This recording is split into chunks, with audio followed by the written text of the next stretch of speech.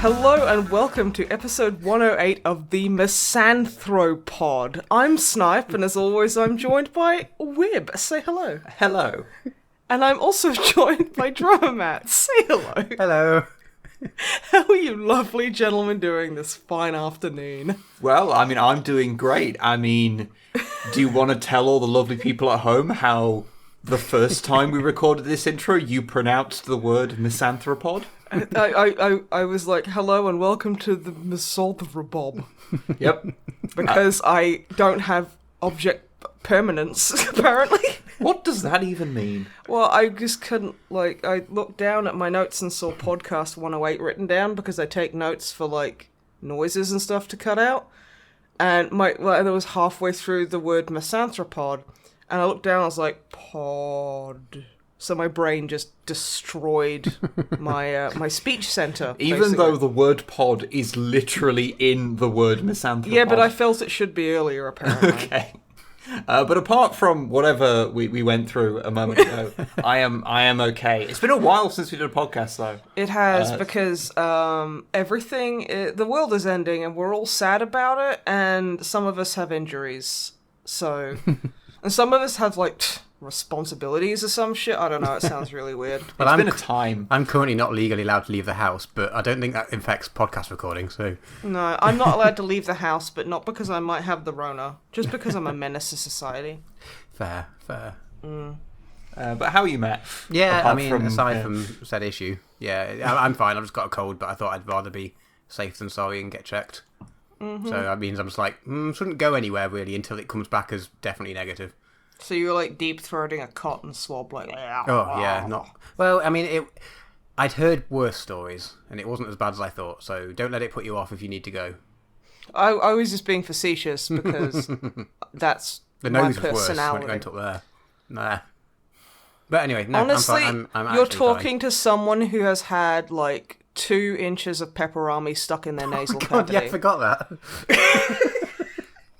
See, people are going to be listening going, there's no fucking way. And it's like, bro, way. I blew my nose for 2 hours and it finally came out and it dispensed like old toothpaste. It was horrible. And then and you know what? My nose... Can we not be talking about things that came out of your nasal cavity? Yeah, but just for one podcast? This is not a common thing. I don't want it to start. Well, no, I'm not gonna, I got a bit of cheese string stuck in my nose once, but that's about as far as it goes. And honestly, the fact that I had a spicy nasal cavity for the rest of the day, well, I think, that was penance enough. The fuck were we talking? Oh, yeah, I'm glad. Here's hoping you don't have the Rona. You almost certainly don't, but thank you for being conscientious. You're welcome. Mm-hmm. The world. When will they build your statue? How are you, Snipe?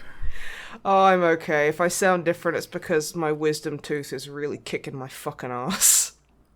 It's being a spoilt little brat and is just hurting for no reason other than it can hurt, I guess. Whatever. But I'm going to be trying my best during the podcast, like I always do. Now, why did you look at me when you said that? Because literally every podcast, there's a point where I start talking and I look over at you and you're frantically doing the cut throat, cut, no, don't do that. And then I'm like, what? And you're like, don't talk about that because of the incident. And I'm like, oh fuck. Or it's like, oh, the court case isn't finished yet. You're not legally allowed to talk about it or fucking whatever. I wish that was more extreme, from a more extreme departure from the truth than it actually is. Yeah. But, yeah. So, we don't really have any general news, apart from we hope that you are doing well, because these times are butts, and we are sending hugs and loves if you want them to you. Yeah. New Codex Compliant should be out very soon, so that's the thing. Although I think it's going to be slightly after this comes out, because this will be going out a lot quicker than we normally do because it's been so long since we had an episode. Yeah. So, have fun with that. It's a new Rogue Trader one. 10 weird and wonderful things. Because the algorithm. Well, it's because it's just fun to do. Yeah, I mean, we did those Rogue Trader videos when 8th edition came out. I thought you were going to go when we didn't know what the fuck we were doing. I mean... Yeah. Yes. Don't watch them, they're terrible. But that's the thing. And yeah, so we put those out back then. And so since 9th edition's just come out, we thought, hey, let's do another one. And it's going to be part of Codex Compliant because, well, you know, those videos are what morphed into Codex Compliant. So it seemed kind of sensible to do them. I'm looking forward to it. I hope everyone enjoys it because I certainly did. That had an oddly threatening edge to it. Yeah, right. What? I think it's because I'm trying to not grit my teeth. You are kind of, because you don't want to move your mouth too much, you are kind of like speaking like with gritted teeth a lot, and it does add an air of just menace. I mean, I usually exude, say, like, let's say out of 10, I usually exude about 5.5 out of 10 of menace, but now I think it's up me to about 7.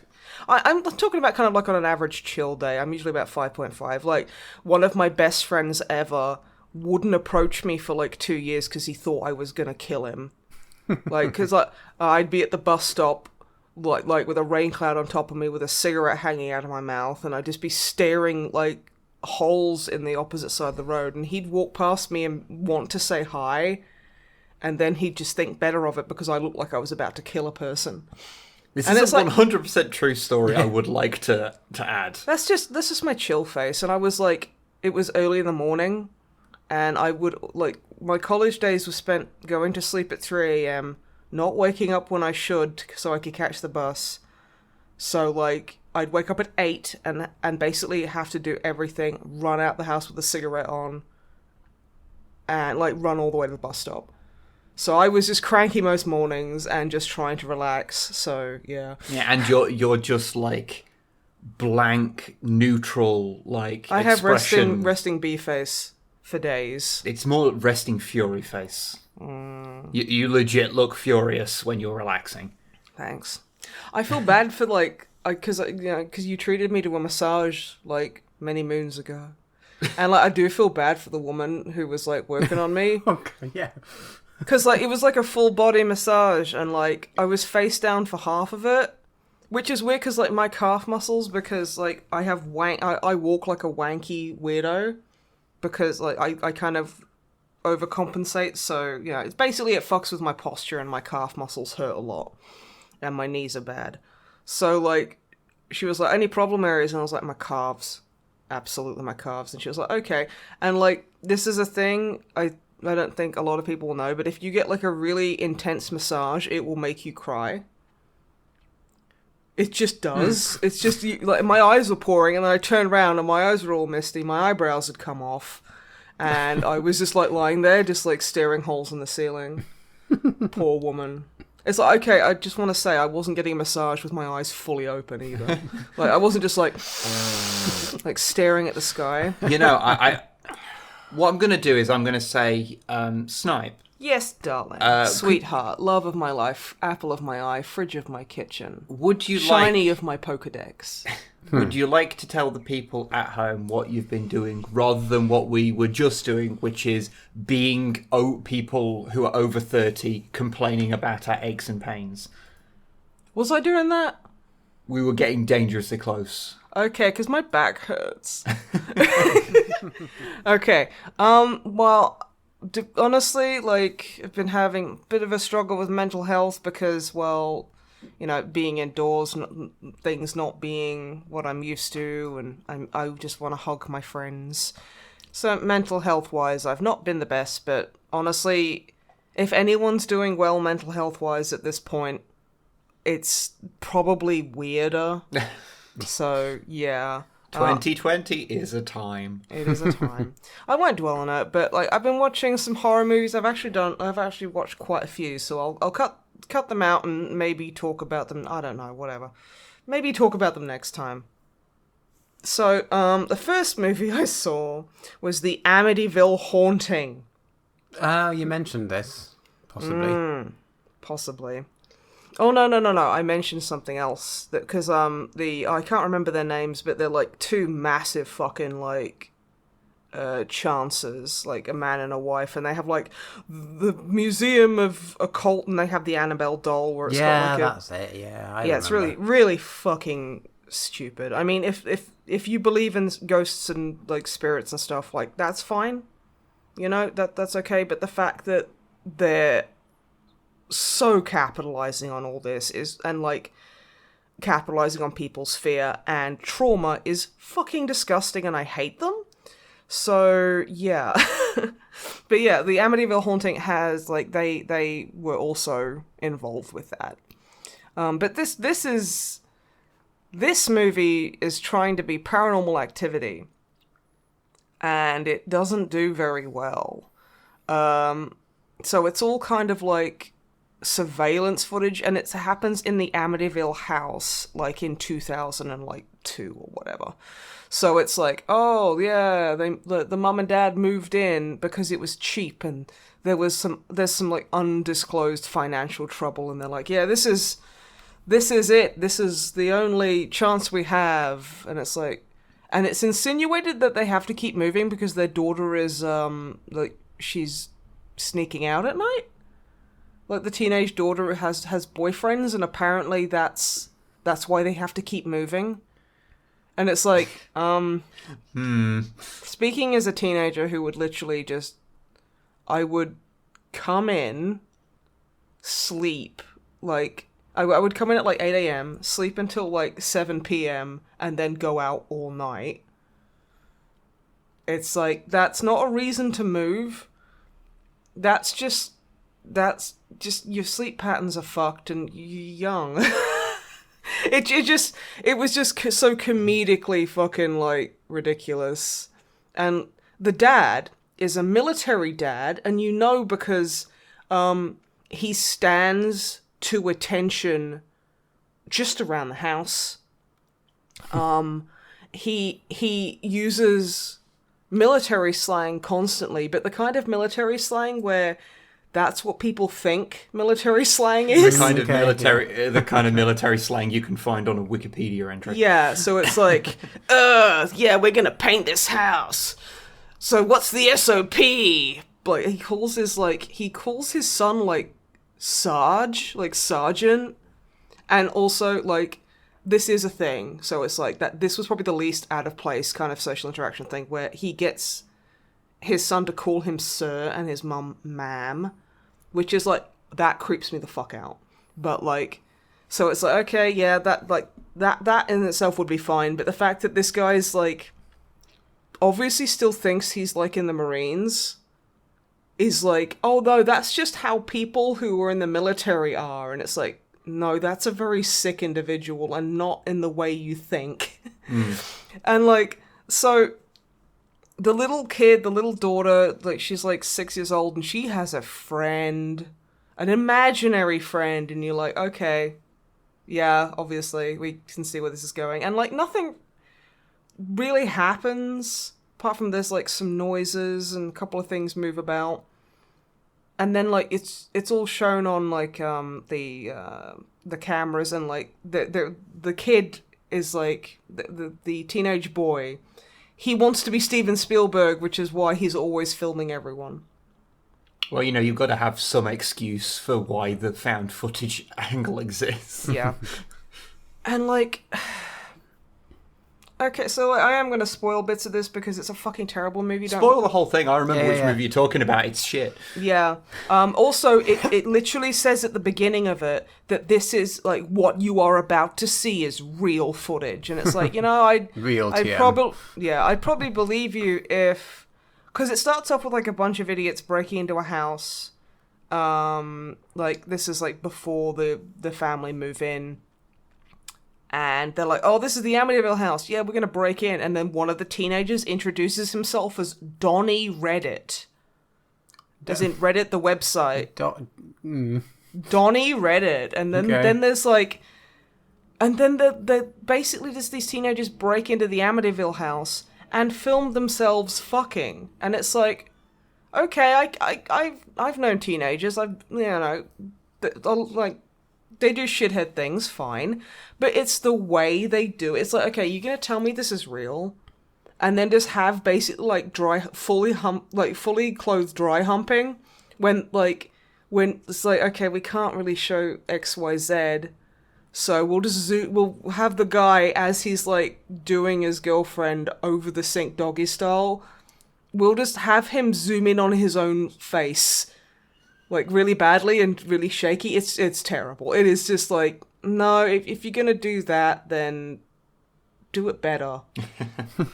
And the teenage boy's like, I found this, and his parents just go fucking bananas. As I guess you was like, what are you watching? Because you do see boobs, and like this girl, like she's like on the kitchen counter, and she opens a shirt, and then she does this thing, you know, where they look behind the person and they're like, and they do the big scream, and it's insinuated that they die horribly or whatever.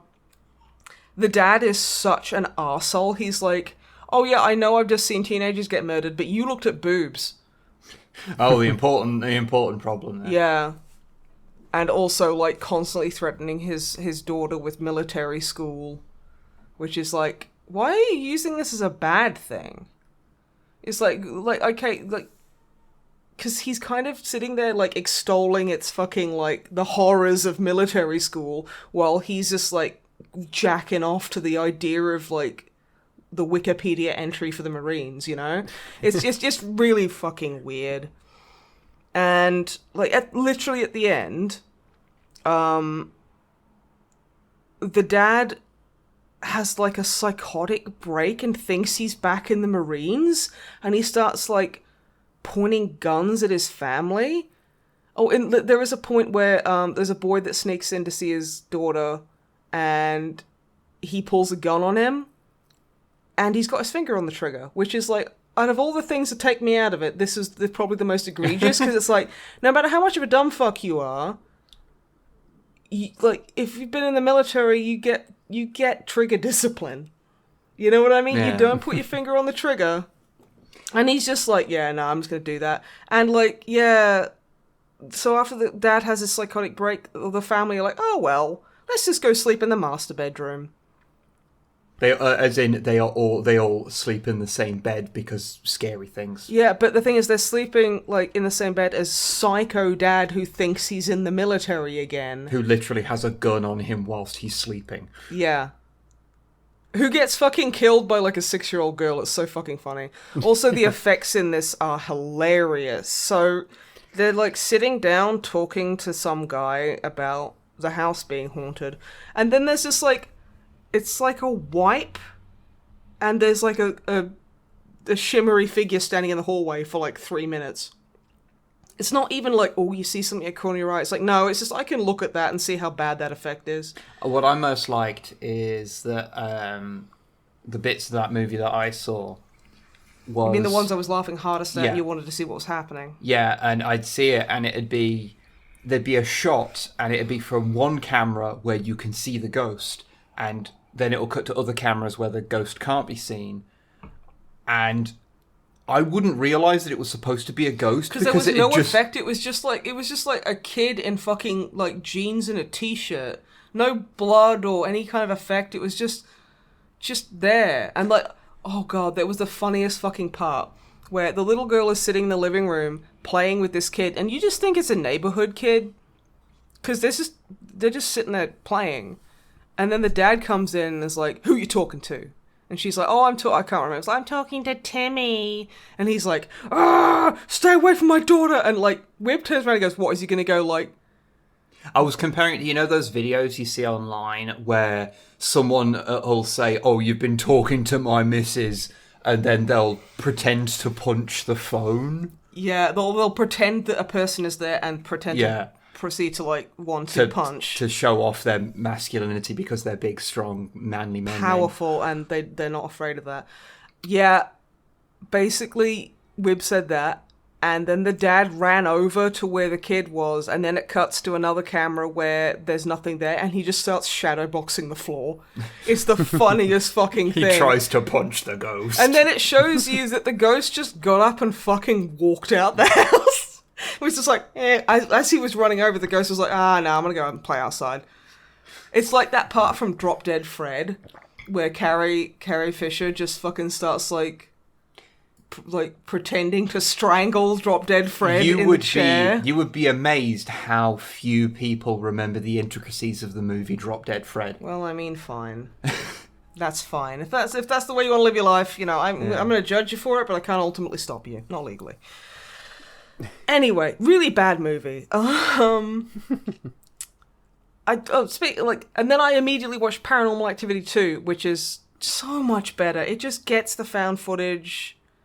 It's like, even the audio is kind of like, it's you know, like, it's not soundscaped, but it's still, it sounds like it's off a fucking camcorder recording. It buys fully into the conceit of it goes being for footage. it, and like the little kind of things at the corner of the eye, etc. It's pretty good. Honestly, I've seen three Paranormal Activity movies, and this is probably my favorite. Mainly because the daughter is so fucking awesome. So it's like a guy, his daughter, and his like new wife. And like they get on really well, and you know the lady's pregnant, and it turns out it's the sister of Katie from the first movie, and it ties into that like pretty well. And like it does fall on the trope of the man is the dickhead who doesn't believe in anything. And of course they have like a Hispanic fucking housekeeper who's like, oh yes, there are bad spirits in the house, ooh, spooky. And then the dad just fires her for being superstitious. And it's like, wow. Okay. It's like, I mean, she is like waving like a bushel of like burning sage around their baby. So it's like, okay, I get it. That's okay, like, yeah, but burning things around your baby. Yeah, it's like I get like. Maybe you should have led with that. Maybe I should, yeah. And he's like, oh, I don't want that smoke and stuff around my baby. And it's like, I would have just been like, look, if you want to do that, just don't do it in the room with my newborn. I appreciate you're trying to do a nice thing, but also don't just flood my child's lungs with carcinogens. I mean, that's like the base, I think, the base level. I just expect people not to do that. But yeah, and the teenage daughter is fucking rad, and I love her. She's really fucking cool. And yeah, no, I enjoyed it. I watched a movie by Del Toro, which I didn't even know he'd done, because apparently I live under a rock, called Don't Be Afraid of the Dark. Which is, yeah, like, couple move into this big scary house, and there's, like, little creatures living in it, and they're, like, sneaky and evil and mean, and they eat children's teeth. Also, content warning, within the first like couple of minutes of this movie it has like dental trauma, so don't yeah I'm not going to say too much about that, apart from it was fine. Yeah, it was entertaining if you like spooky kind of things. It was kind of spooky, but you know, and it had that beautiful Del Toro kind of like weird otherworldly quality to it as well. He's good at that stuff. So yeah, no, it was good. I watched Gone Girl, which is just bad things happening to horrible people, and not in a way you'd actually enjoy it. This also has a content warning for teeth. A lot of things on your list, I'm reading it now, have content warning teeth written on it. Yeah.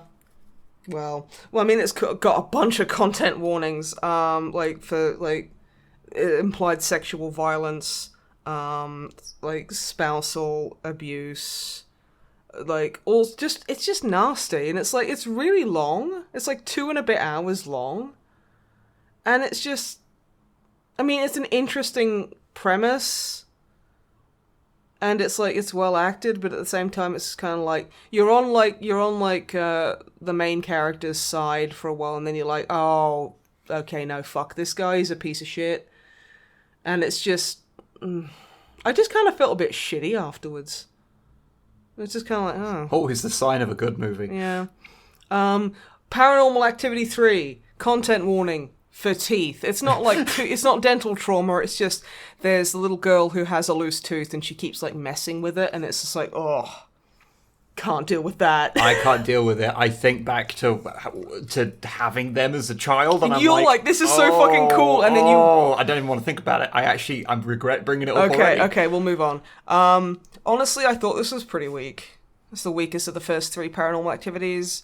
It's like spooky. I mean, the dad was really hot, but that's like, that was really the only thing that was super enjoyable, is that I got to see this guy walk around in like his pajamas. Okay. I'm gonna be honest. And like the kids were good actors. Like the kids are really, really good actors. But it's just kind of like, it's building upon like the whole thing of, because this is a prequel when Katie and her and Christy, the 2 women from the first 2 movies, the sisters, were like kids.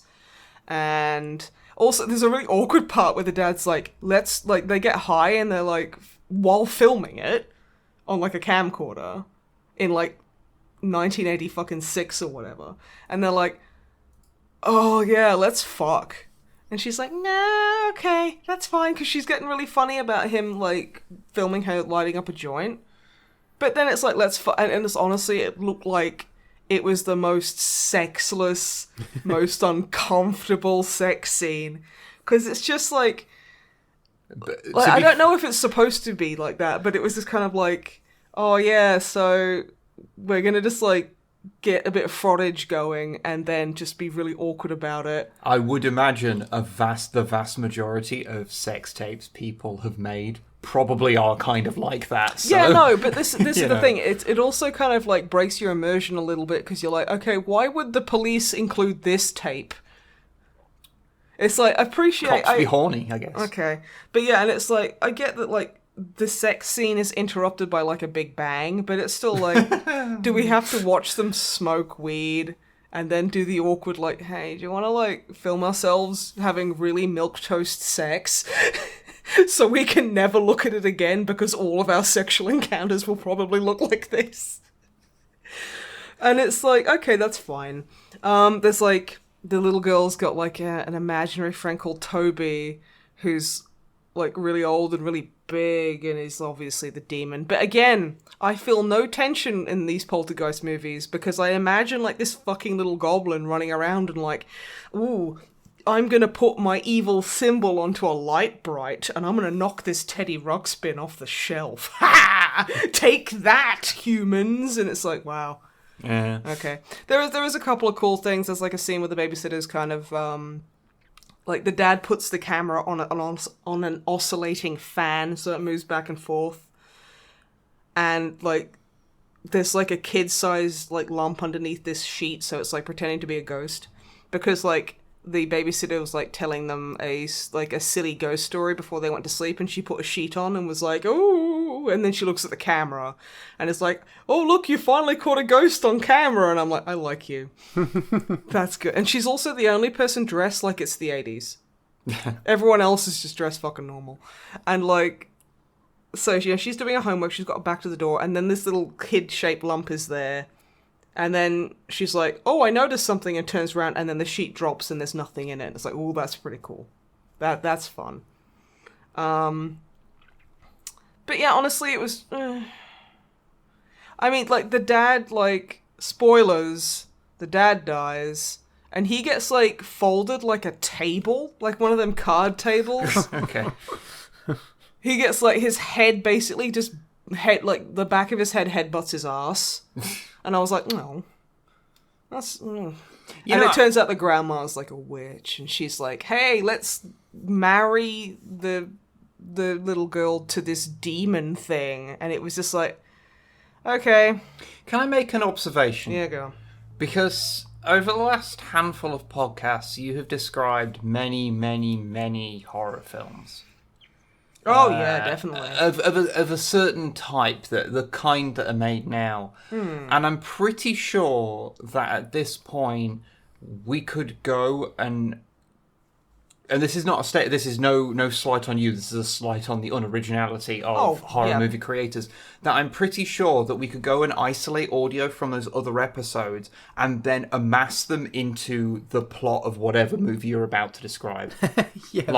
Because every single thing you've described about like the last couple of movies, I'm pretty sure who has occurred in other movies you talked about. Yeah, I'm just surprised that there's not like the common theme of Ouija boards in this. Yeah, no, now it's just it's teeth instead. Now it's content warning teeth. It's content warning teeth.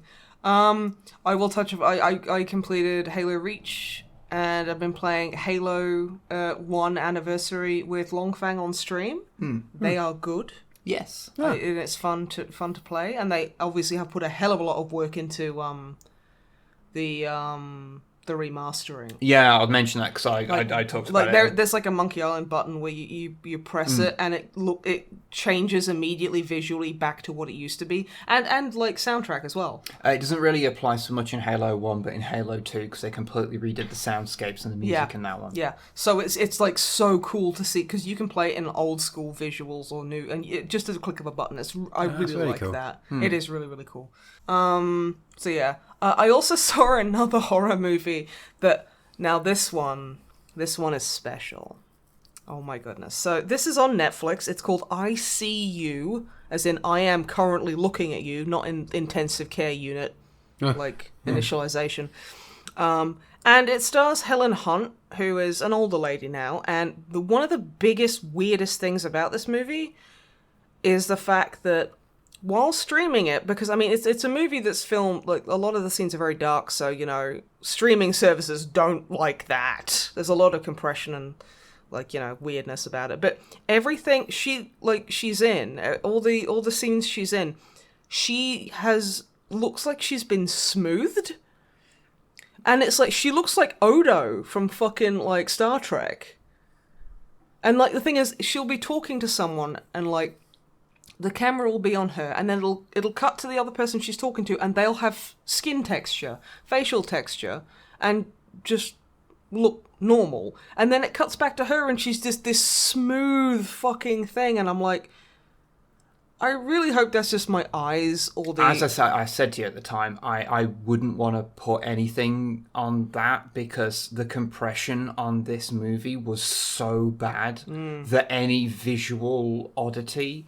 I wouldn't want to say, because there were times when there would be a dark area and it would just be green squares, and like you can, when you watch something and you can see the squares of like the artifacting from the MPEG. It wasn't like severe, but it was noticeable. Oh, I think it's the worst I've ever seen on Netflix. No, but I'm not like, it's not like huge neon green squares. No, but like where you can very visibly see where one colour stops and starts. Yeah. Like, it's one of the worst ones I've seen. I think it's just because the colour grading in the movie was such that... It wasn't great. Because it just, whatever level of quality that regular Netflix puts out at, it does not like that stuff at all. And this movie was one of the worst I've ever seen for it. Yeah, it was pretty bad. But apart from that, it was like... So, the problem I have with this movie is that it feels like a cut and shut. How, like, the first half of it is, like, this actually quite tense, like, paranormal kind of movie where, like, things are being moved, and they've got, like, a bunch of family photos lining the staircase, and, like, as the days go by, like, occasionally one of the photographs will be removed, and it's like, ooh, that's spooky, and, like, the sound is used in such a way that it does ramp up tension. It has this kind of, like... I don't know what it's called, I have to figure it out, but it's just... It's like, that kind of noise that isn't really a noise, but it's a feeling in your head when you hear, like, intense bass? That kind of, like, just, like, weird hum? It has stuff like that in it that actually that is used really, really well. And it's about how you see this kid, like, biking, he's like a 10-year-old kid biking through the woods, and then he just stops fucking dead. And then that, like, the dad of the family is like a cop, and he's looking into the disappearance of this kid, and he's like, it's really weird, got no footprints or nothing, and it's like, ooh, cool. So is it like an angry poltergeist just killing kids? That's really cool. And it seems to be like to do with this house. Ooh, I like that. And then halfway through, it turns out, like, mild spoilers, but honestly, if you get it spoiled for you, I think it would be less disappointing. Halfway through, it's just Froggers. And Froggers in the term of, like, people who will live in your house while you're living there without you knowing. That's apparently the term is frogging, which I thought was some kind of, like, sex thing, but it's not. I mean, I assumed. Yeah, and it's just, like, this guy and this girl just living in their house, and then the guy's a bit of a weirdo and he wants to mess with the family, so all of that tension is just gone.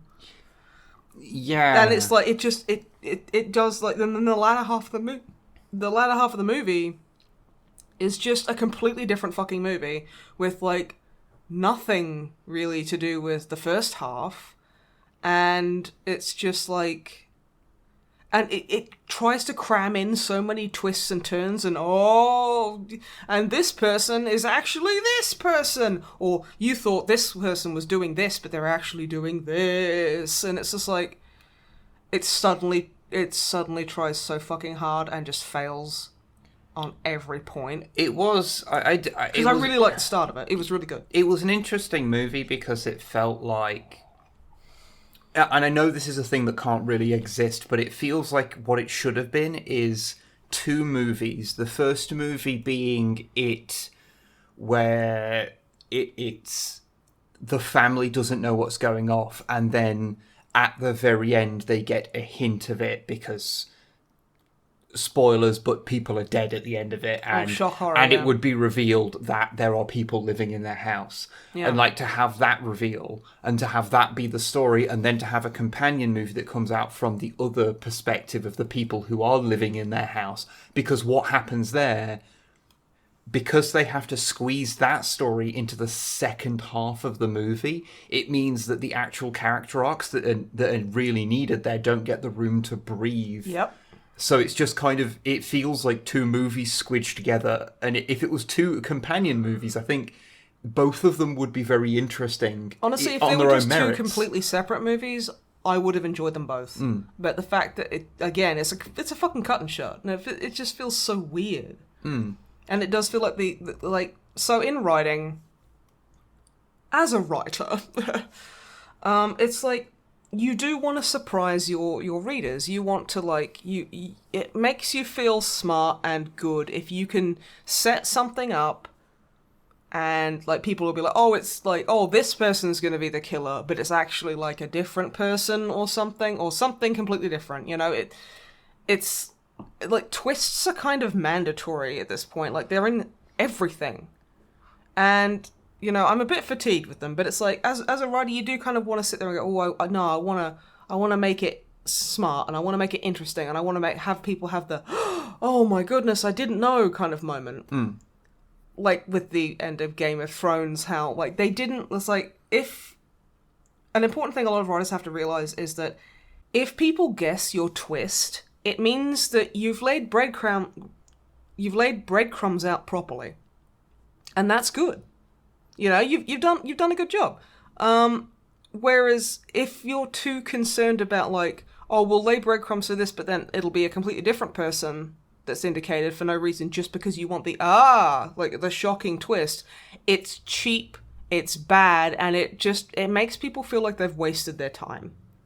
I think that can be fine for a first viewing of something because it can be a real turnaround, but when you do multiple watches of a piece of media and they do that, it does highlight that as a problem. Like an example would be if you ever replay Heavy Rain, don't do it. Don't do it because it ruins everything. Because, like, when you're first going through it, you're like, oh yeah, no, it could be anyone. No. Because when you play through it a second time, you realise how many things are...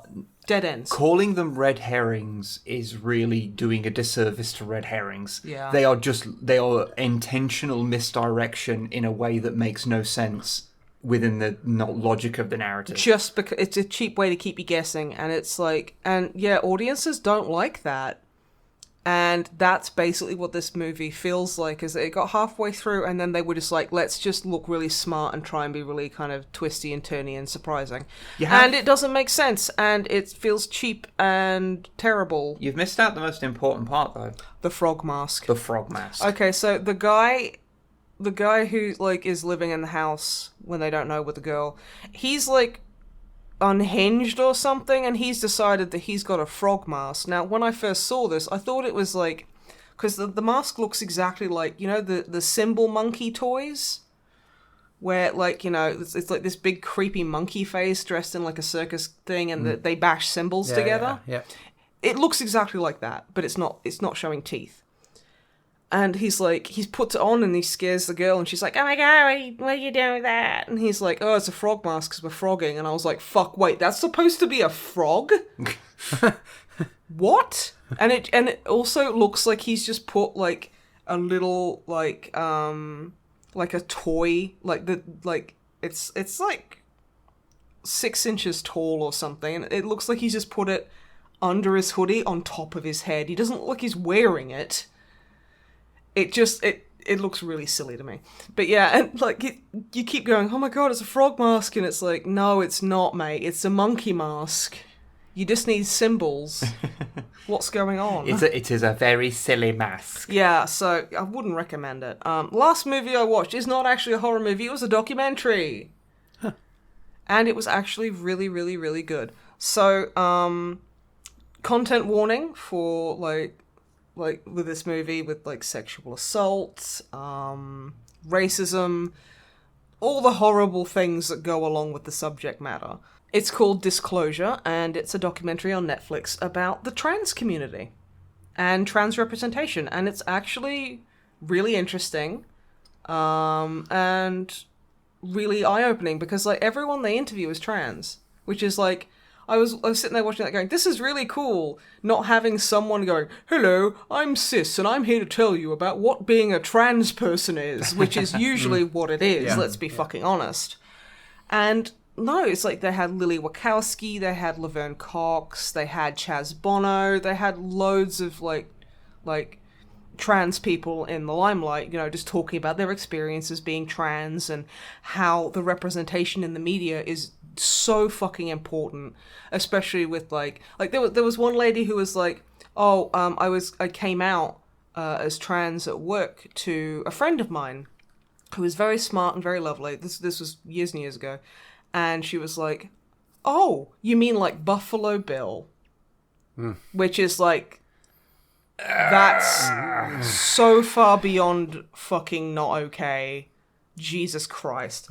I mean, like, but like, that is representative of how the media shows trans people, and it kind of goes into that, and how, you know, there's a lot of trans women roles in media, like, you know, the Danish girl. I'm trying to think of other ones, and I just can't. Well, it's basically like, you know, just, or like any comedy movie where it's like, haha, look, there's a trans woman, that's the joke. And it's like really disgusting. And, you know, the men who play this, they get like awards. Like Jared Leto played a trans character in Dallas Buyers Club, and he got like an award for that. And I think it was Laverne Cox made a very good point where, yeah, you see these cis men playing trans women, and then they get awards for it, and they're just cis men. So that kind of subconsciously puts it into your head that all trans women are just secretly men anyway. So it's like, you know, that's really harmful, and, you know, like, and having, you know, I'm not going to go too far into it because trans misogyny is a really horrible fucking thing, and it's exhausting to talk about. But it's, if you've got the spoons for it, it's really good. And if you don't know much about, like, you know, the trans experience and that kind of stuff, it's a really good thing to watch, because, you know, I mean, I'd like to think I'm quite invested in the LGBTQIA plus community, and I learned some shit, and I think that's really good. So yeah, it has its ups and downs and talks about some rough stuff, but I think it is a really good little documentary. So I can heartily recommend that. What was it called again?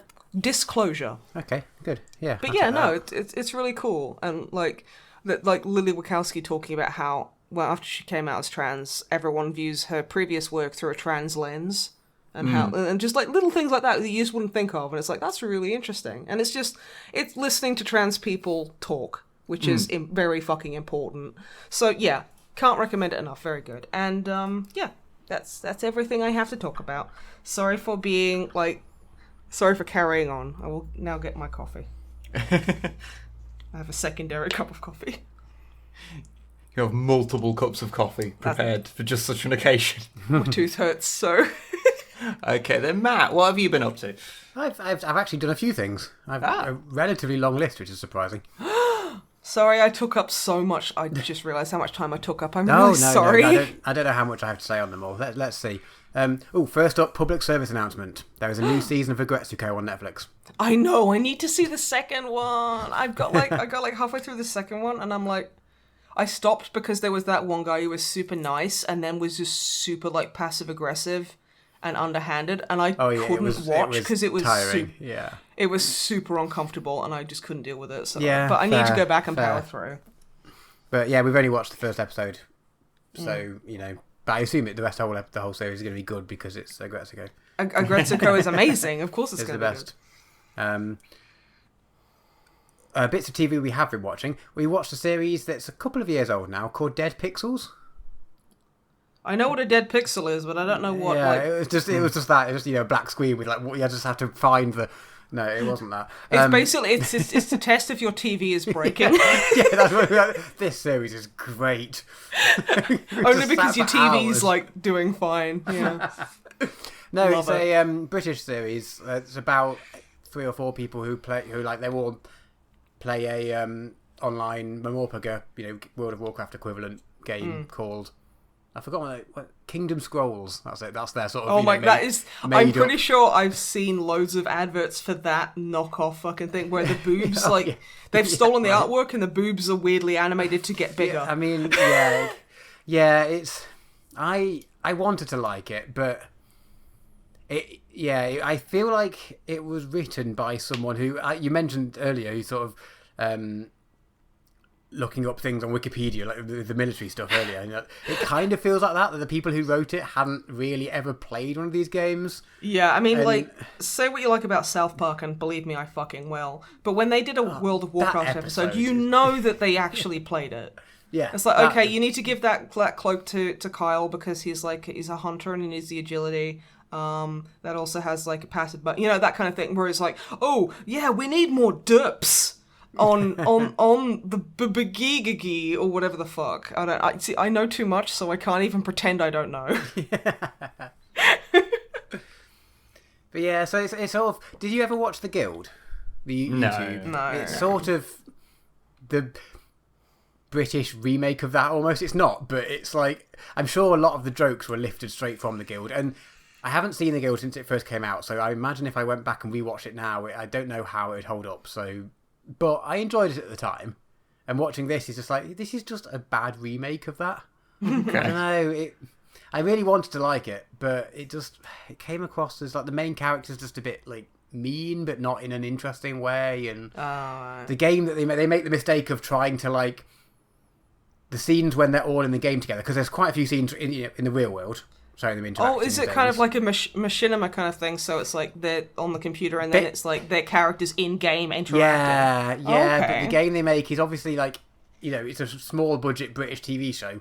The budget they had to make the game look like a good game was a lot smaller than the budget of if that game was real. If that makes any sense. Yeah. So you're watching, you're like, that's just not what this game would be like if that was the game that they're talking about playing. Yeah. I mean, like, that I forgot to mention, in I See You, Overwatch is just in it. Yeah. And there's, like, a point where it does a jump scare with gunshots, and it's like, I have played so many hours of Overwatch, and that gunshot is actually not a sound effect used in that game. Immersion ruined! Yeah. But I kind of want to see it, because I imagine, like, they're like, oh, look at these ultra noobs. They don't understand where uberleet hacks. Or that's verbatim from fucking Ready Player One. Yeah, I mean, it's not far, honestly, not far off that. Oh god. Yeah. But yeah, I'm imagining them doing that, and then in the game it looks like that Weird Al Yankovic music video from like the 90s that was all CGI. I mean, It was just a bunch of squares. Oh, but yeah, but that was referencing. Was it Dire Straits? It was who had the video that was the first video played on MTV. That was the CGI one done in the 80s. Oh, whatever. But yeah, no, that's the Weird Al one is the one I'm picturing. Yeah. And then, like, do they have, like, a big kind of emotional moment of somebody who's got, like they're in a raid and the healer's disconnected, and this is the closest they've ever been to beating the HC fucking raid, and, like, but the healer's, like, not there, and they're like, no, please, come back, Titty Sucker 69, we need you, please, hoops. No, because their issue with this is that all of their big raids and things, like, they in the end, and this is spoilers, but, like, I mean, who cares? No one fucking cares. Like, the very end of the series is when they finally go and, like, beat the final raid of this thing, but it's just like the four of them go and just do it, and then the first time they fail, because one of them does log off or gets distracted or whatever, and then they go back and do it, and they just do it really easily. You're like, that is not... Wow. I don't think it's made for people who play those sort of games or know about them, but also it's just, I don't think it would be interesting enough for anyone else.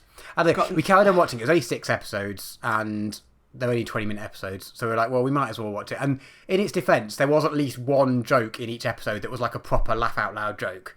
So it wasn't all bad.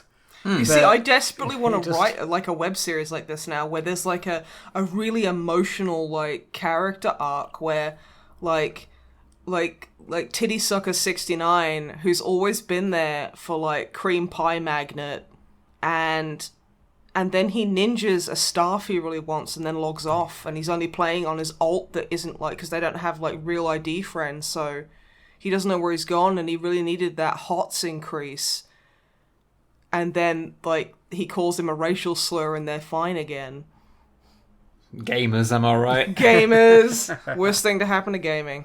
Yep. But yeah, no, that sounds so bad it would actually be kind of enjoyable as a drinking game. Yeah, actually, yeah. It would be. It's like drink every time they massively misuse MMO terminology. Yeah, it wasn't the best, bless it. The thing that actually annoyed me the most, which is probably slightly pedantic, is that on this time they're all on voice chats together. Yeah. But like it's very inconsistent who can hear them. There's one guy, so there's 3 of them to start with, and then there's like a new guy who turns up and joins their little, like, it's not a guild or whatever, but joins them. Yeah. And he joins the instance group. When he joins, they can keep talking to each other, but he can't hear them. So he's like, okay, fine, they're in a private voice thing. But then when other random characters join later on, they're just chatting to them. I'm just like, but so what are the rules in this game? Like, if are you on open voice channels whenever you're near a character? Fine, that's a thing that could happen. Or are you on a private? It very much annoyed me. I don't know why. No, that sounds really nice. It was just very inconsistent. Honestly, this shouldn't be the point of this, but this is the bit I'm going to like moan about. I thought, because I have played WoW with you a lot, I thought you were going to complain and say that, oh yeah, no, like this piece of gear is just like, obviously it looks like it's better that this guy uses, and then it just bursts into diminishing returns, and I just couldn't watch after that point because it was so unrealistic. I wasn't being mean. I was just being silly. Don't be mad at me. But yeah, it's not the best. Bless it. Oh, well, honestly, yeah, it's like I'd like to watch it for a drinking game, but yeah. And the other thing I've been watching is also not the best, which weird, but I don't know if you're going to talk about this or not. I might be jumping ahead here. Yeah. I've watched the first 4 episodes of Star Trek Lower Decks, or Below Decks, or whatever it's called. I think it's Lower Decks. I haven't because well, I mean, I was going to say because there's no legal way to watch it in the UK, but I don't want to implicate you in a crime. Hey, I don't legally live in the UK, honest.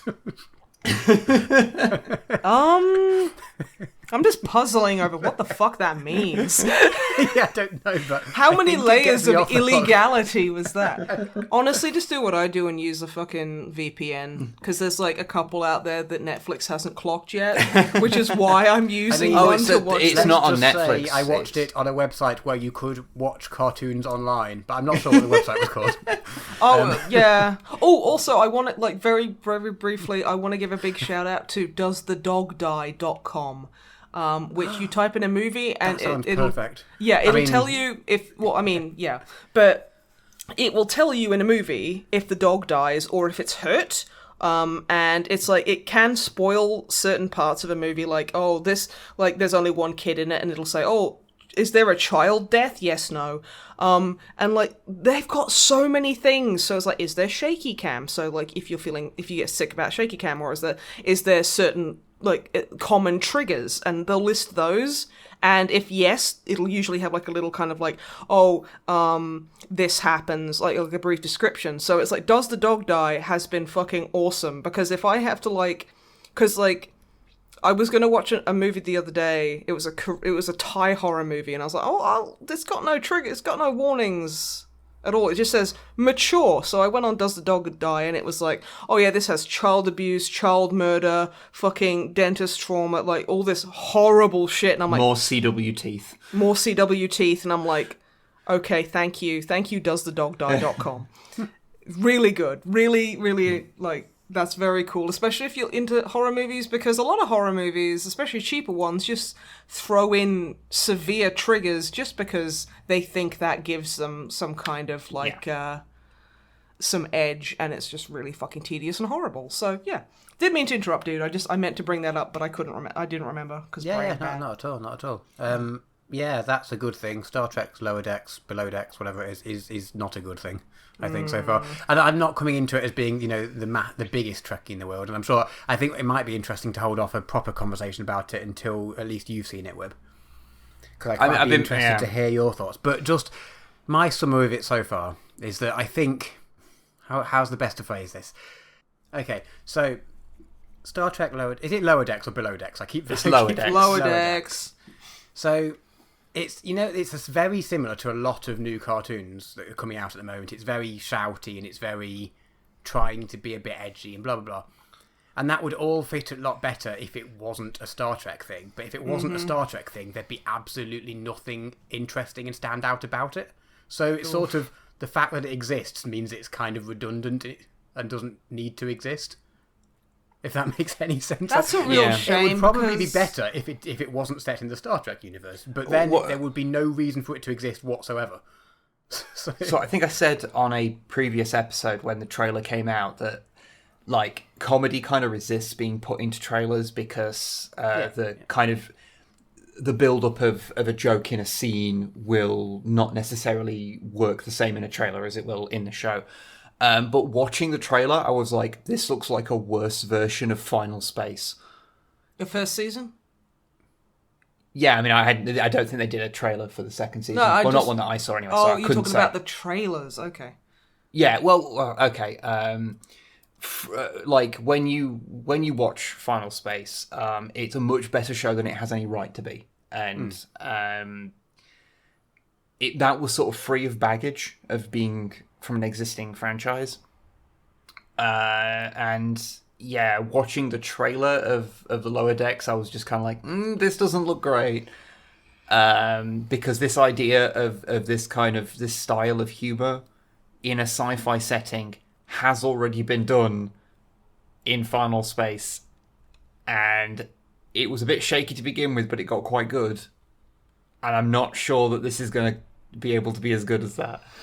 You know what really fucks me up about this is that if it continues being poor, which chances are it will, fucking a bunch of producers who don't even know what Star Trek is are going to sit there and go, well, the kids don't like Star Trek cartoons, so let's just never try. I mean, I like the fact that they've tried something new, but the fact that it's not very good is like, thanks, capitalism. I mean, yeah, but I'd rather,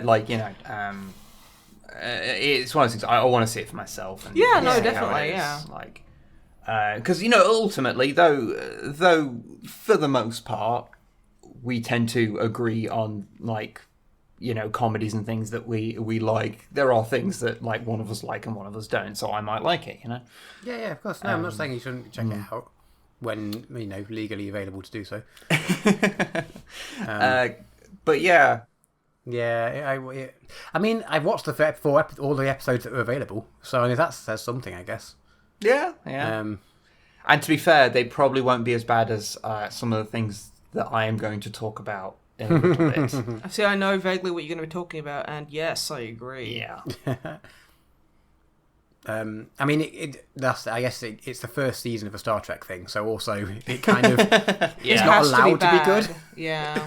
So who knows? Who knows? Maybe it'll find its feet, but meh, not yet. I've been playing a game. Is my last thing to talk about. Good lord. A computer game. Yeah, A computed game. I've been playing Frostpunk. Oh yes, Viv likes that. Frostpunk is very cool. Yeah, it is very good. I mean, I'm only a few hours into it now because, man, it is hard going in terms of, like, how depressing it is. Isn't it great how the game is, like... cold, and it just makes you feel miserable and cold, and... Yeah. I mean, it's the end of British summer, so it is now outside very miserable and cold. So it's quite appropriate, but, yeah, it's pretty hard going.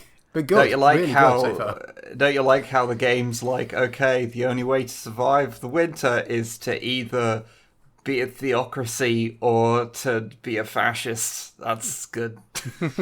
It's fucking grim choices in that game. Very grim. I've so far resisted making any of those. I'm just like, I'll just think about this thing later, and I won't choose either way. But yeah, I haven't chosen if I want to cut people's legs off yet. One of the options. What? There's some choices in that game. Yeah. You can either continually support people who are gravely ill, but they don't ever get better, basically, but you keep them alive until you research more cures, but that's way in the future. Or you can try radical surgery on them and chop bits of them off, which means that they're not gravely anymore. You're like, well, I don't want to do that. It's like, oh yeah, but if you keep them alive, they'll still eat rations, and then all your healthy people will die. You're like, I don't want that either. Why do I have to make this decision? It's like, you chose to play the game. You see, I'm going to actively choose not to play this game because I don't want to have to make decisions like that. Holy shit. It's pretty brutal. Yeah. One of the really interesting things about the game that I think, because everyone, talks about the kind of moral, like, choices and things you make within it, it tends to kind of get a bit buried down. But the central mechanics of how it works, I think, are really interesting because everything is based around that central generator. Those who don't know, it's a city building game akin to Banished and stuff. Yeah, other city builders. Where you've got a certain amount of resource you need to go, and you basically need to expand your city as you're sort of vaguely balancing all the different resources like food and coal and steel and warmth in this one because it's -20 at best outside, and hence frost. I really love it when you first start out. You start out and you're in this big crater, and as Webb was alluding to, there's you find a big heater generator thing in the middle of this crater, and you build your city around that to keep yourself warm. And as you send people off to cold deposits or old bits of wood and things, you see them trudging through the snow and slowly making paths through the snow. It's that's really satisfying to watch. And just the way in which, because you build everything around this central point, that's not just because it's the logical thing to do, but you can only build things that are attached to other things. So you're basically creating this huge disc of a city because that's just naturally how it'll grow. So everything ends up looking a bit Midgary. It's from how grim it is, that sounds about accurate. Yeah. Yeah, I mean, it's a bit heavy, but I am enjoying it so far. It's good. It's a cool game. It is a cool game. I think it's Snipe. It's like Banished, but all turned up, all the grimness turned up, basically. Yeah, I like, as much as I think mechanically I would enjoy it, I don't ever want to play it. Yeah. Because emotions. It's a little bit. I mean, it's not quite as hardcore as we're just highlighting all the worst bits of it, so it's not all that hardcore at all. I mean, I spent enough time with it to... I think I was playing it on a relatively easy mode, but I did beat it. So, I spent enough time to do that. Story. I mean, I think there is an open-ended, just free play type thing. There is, as well. But I think the main game when you start it is actually a story. It is, yeah. Onto, which is quite it's slightly different to some of these games. Yeah, I'm enjoying it so far, and it's We'll see how it goes. As the nights are getting darker already and it's all getting cold, I'm not sure how much staying power I have with it. But we'll see. And yep, that is me done. Wib. Hello. What have you been doing? Things. Okay, on to questions. So I've been playing a bit of XCOM 2. Ooh. Because I've never really got into the XCOM games because they were kind of intimidating, to be perfectly honest. Yeah. The whole thing about them. And I recently played through Chimera Squad and really enjoyed it. Apparently, I'm in that. You are. There's a punch alien. Is her name like Typhoon or something? I can't remember offhand. But yeah, apparently she's an Australian punch alien, and that's just me. It is, yeah. I mean, yeah. Yeah, fair. I mean, because I am from Australia, I am technically an Australian. Should be Australian. That's what I said. No, you didn't. Pretend that it was, so I sound smarter. You just said Australian. Australian. There you go. Okay, if this was a visual thing, there would be an applause sign flashing. So if you could just give me a small like I'm talking directly to the listener now. I need you to clap. Okay, I'm going to talk about XCOM 2 now. No, this is important. No, it's not. Okay.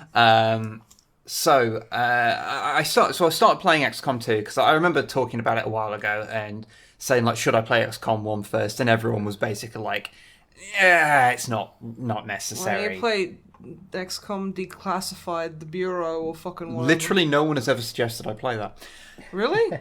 Yeah. When we played it, everyone just was went, like, why are you playing this? It's bad. And we were like, yeah, that's a fair point, actually. But anyway, playing XCOM 2, I am enjoying it, but I had an interesting time with trying to find like how I wanted to play it, because the game is quite difficult, like, by default, and that's part of its design. It has character permadeath. It has character permadeath. See, that's why I'd never be able to play it, because I get too emotionally attached. Yeah.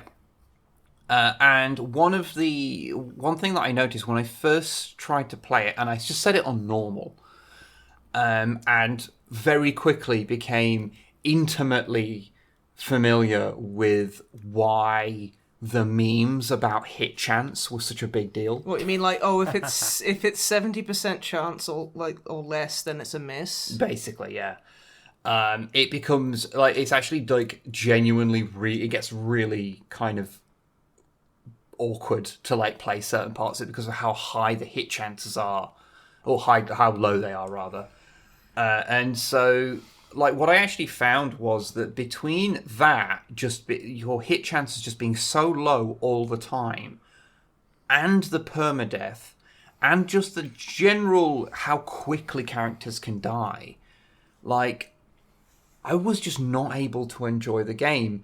Like, not necessarily because of the difficulty, because I was able to beat the levels, but I found that all of those extra things were just weighing on, like, my already constant vague anxiety.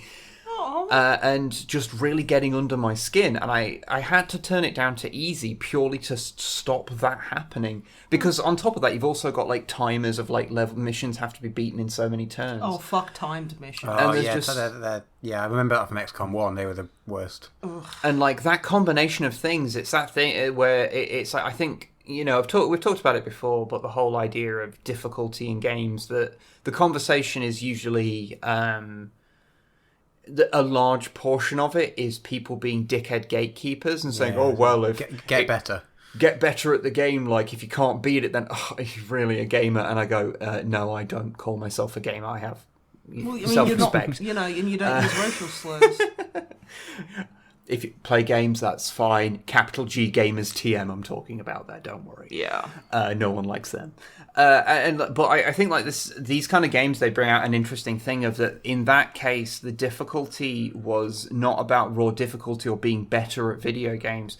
It was that the way in which it instigated its difficulty invoked a feeling in me that made it impossible for me to enjoy the game, because it was actually like triggering my actual real life anxiety whilst playing it. And it's like, no, that's not good for me. So the only way I could enjoy it was to turn it down. And to be fair, it's not like it's super I mean, it is relatively easy, but it's still incredibly quick to like get a character killed if you're not paying attention.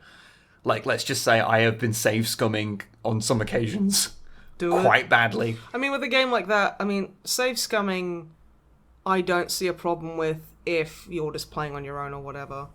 It's like, I remember I did see, it was like a Ret Supre on this person who was trying to do a really hard Metroid run and would literally save scum every time they land, like they change platform. I think there is a difference between you playing a game at home for your own entertainment, in which case how you choose to play it, what difficulty you play it, how you choose to interact with that difficulty by, say, save scumming is literally no one's business because you're having fun. Who gives a fuck? You have one life. Why should someone tell you you're doing your hobbies wrong? What the fuck? You heard it here first. Whip says YOLO. But when you are making entertainment to put on the internet as a video, you can undermine what you're creating by trivializing it in those ways, especially if you're trying to show off something that's very hard.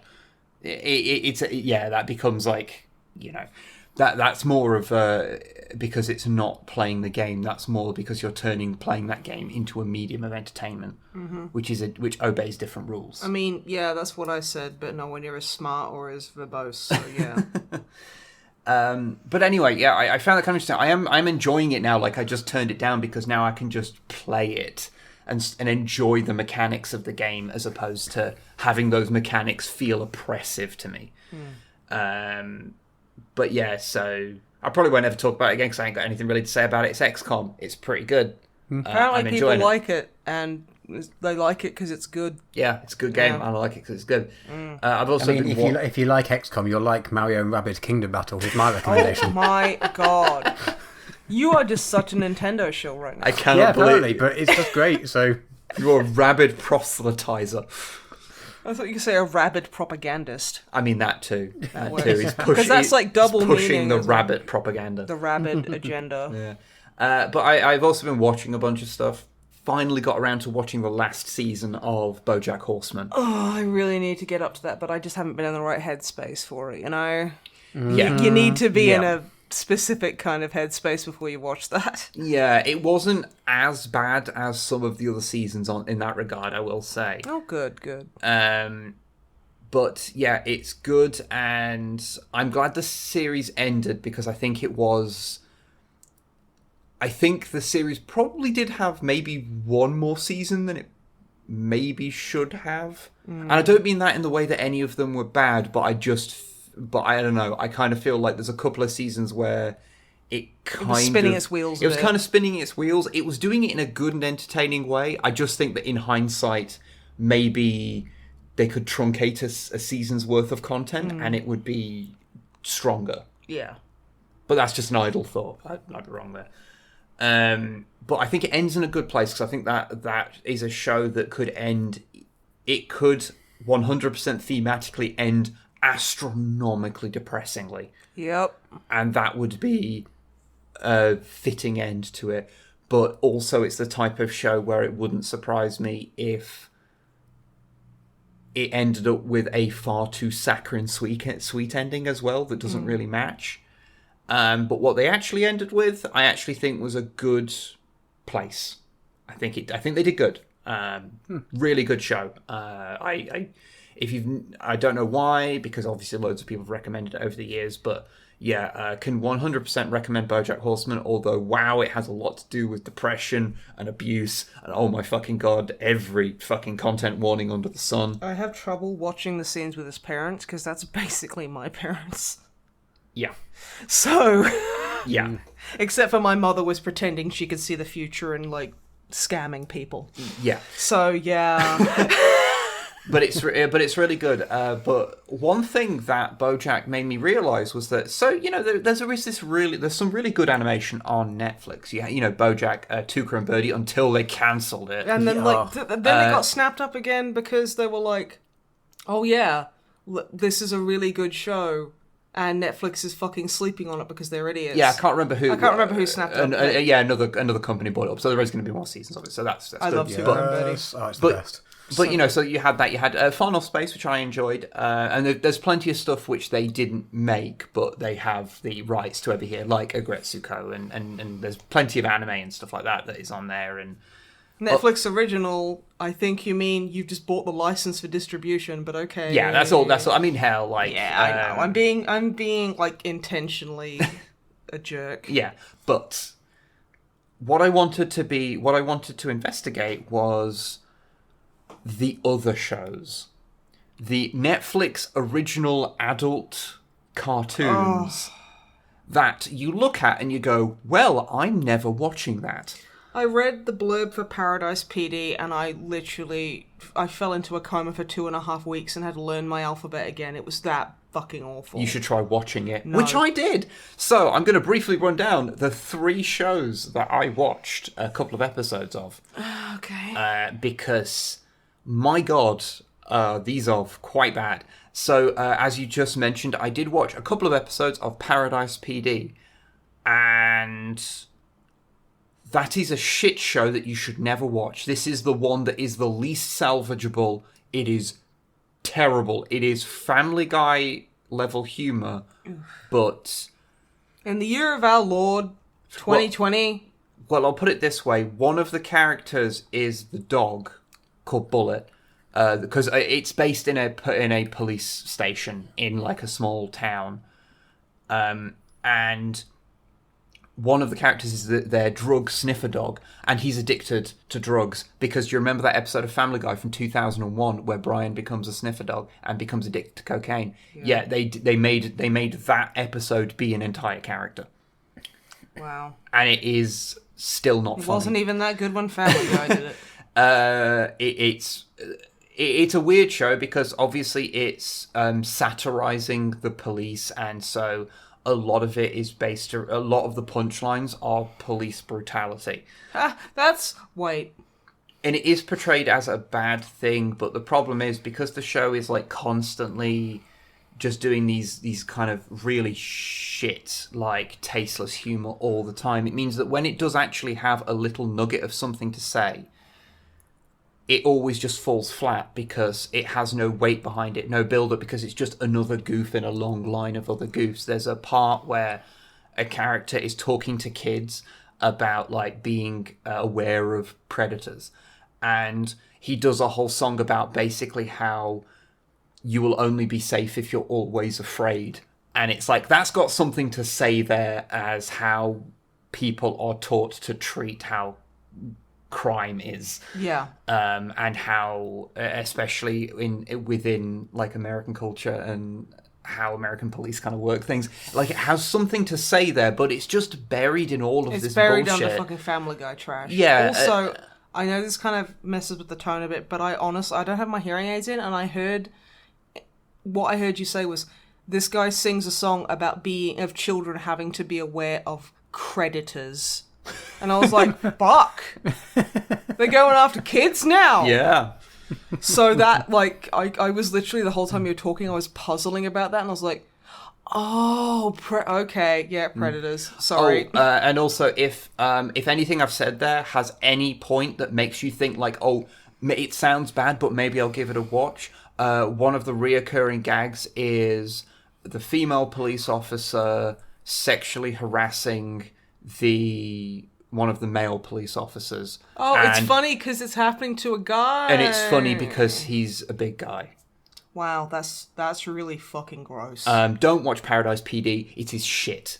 And it has apparently been picked up for a 3rd season because... And Tuca and Birdie's been cancelled. Think about that. Yeah, so that should tell you everything you need to know about what the fuck is going on at Netflix HQ. Like, they're all jerking off in cocaine bins. I theorized on Twitter that whoever makes like the like main creator behind Paradise PD must have Netflix's CEO's family hostage. And that's the only explanation I can think of as to why that's had more seasons. Yeah. Or he's got, like, illicit photos of them. Something, because I cannot understand why anyone would watch one episode of that and go, I want to see more of this. It is shockingly bad. The next couple of shows are nowhere near as bad. One was Hoops, which is relatively new. Yeah, I've seen that one. Which is based around a coach at a high school he's a basketball kind of coach, and his team is terrible. Oh, yeah, I've seen the trailer for this. Yeah, I saw the trailer for this, so apologies. I done seen the trailer for this. And if you want to know... why am I making fun of you? That's literally how I talk.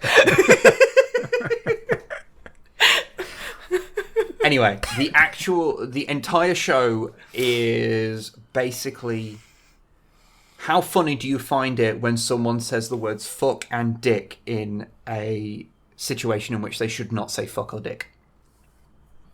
No. That's the joke. Oh. The entire thing. In all honesty, there are a couple of jokes that work in this one, unlike Paradise PD, which was unfunny the whole time. There's a whole thing about the main character. His best friend is now dating his technically ex-wife, although they haven't actually had the divorce yet. Separated. So there's a few jokes in it where his friend comes in and is like, "Oh hey, do you want to see the pictures from my life drawing class?" And he's like, "Yeah, fuck yeah, I do." He looks at it and he's go, "There we go. That's a good dick. That's a dick I don't mind fucking my wife. That's a handsome dick." That's a dick with a future. Like, and like some of that occasionally gets a little bit of a chortle, but most of it is just him saying fuck. I will say one good thing about the show is that its background art is remarkably well drawn for a show of this type, because normally they're all just flat coloured, very kind of what they need to be and nothing more. Everything looks like a Family Guy background, you know. Honestly, like, you shared a screenshot of it on Twitter, and it just looked like an adventure game background. I was like, wow, this is actually pretty rad. Yeah, they actually pay attention to like lighting and shading, and it's like got a lot of depth. I don't know if anyone else cares about that stuff, but like to me, I always really like it when shows do that. It's one of the things that attracted me to Gravity Falls initially, is because its background art is beautiful. Oh yeah. And it just turned out to be a good show, so that was a good call on my part. But yeah, Hoops. Can't recommend it, but if you got to watch it, better than Paradise PD. The last one... Good. I think I'd rather watch porn of my parents than Paradise PD. I mean, again. There's a nucleus of that joke that is based on the truth, and I don't want us to go into it. I will leave it to your imagination. It's not as bad as you think, but it's worse than you'd hope.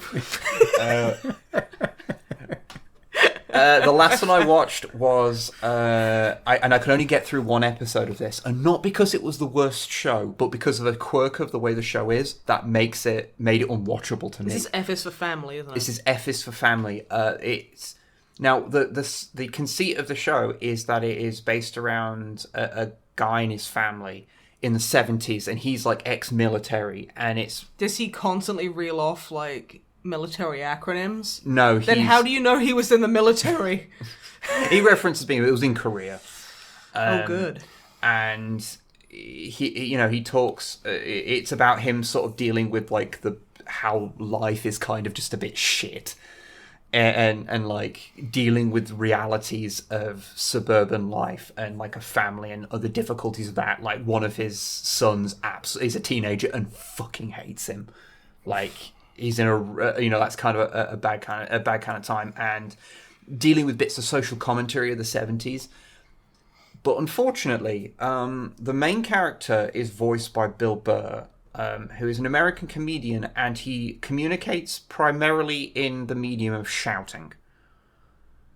Okay, yeah. And so throughout this first episode, there was moments where there'd be three characters in the scene, and they're all shouting at each other, and it gets into like this point where it's people angrily shouting at each other, and it just stops being funny. Like a little isolated part of that, like someone shouting for like comedic, like kind of weight can be funny, but when it's just a whole like episode full of everyone shouting quite angrily at each other, it starts to trigger that little bit in my brain that goes, "This isn't funny."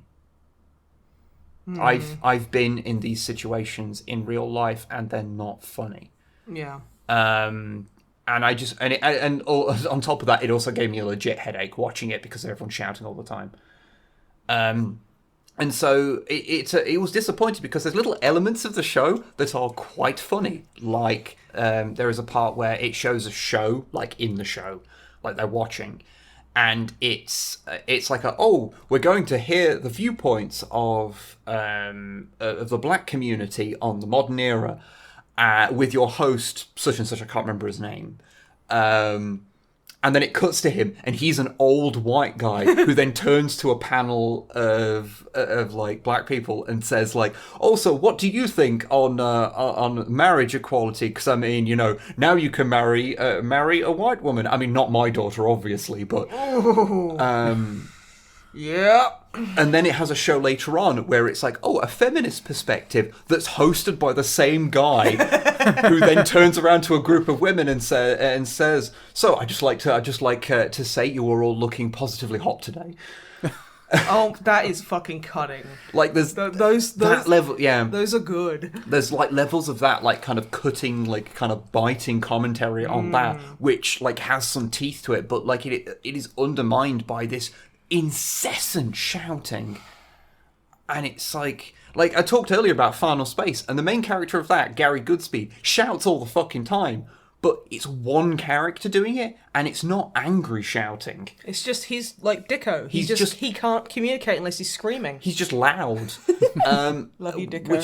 He doesn't listen to these. Which is fine, but yeah, in that particular instance, I just could not deal with it. It was too much. Oh my god. But if that doesn't affect you so much, you might be able to deal with that one. So yeah. So basically what it was is that I went through this handful of Netflix shows and found out you shouldn't. Yeah. Thank you for suffering on our behalf. So we don't have to. We appreciate it. The good ones, which everyone says are good the good ones, and the bad ones that everyone says are bad. Although admittedly I'd never seen anyone say anything about F is for Family or Hoops. And it's just always been there.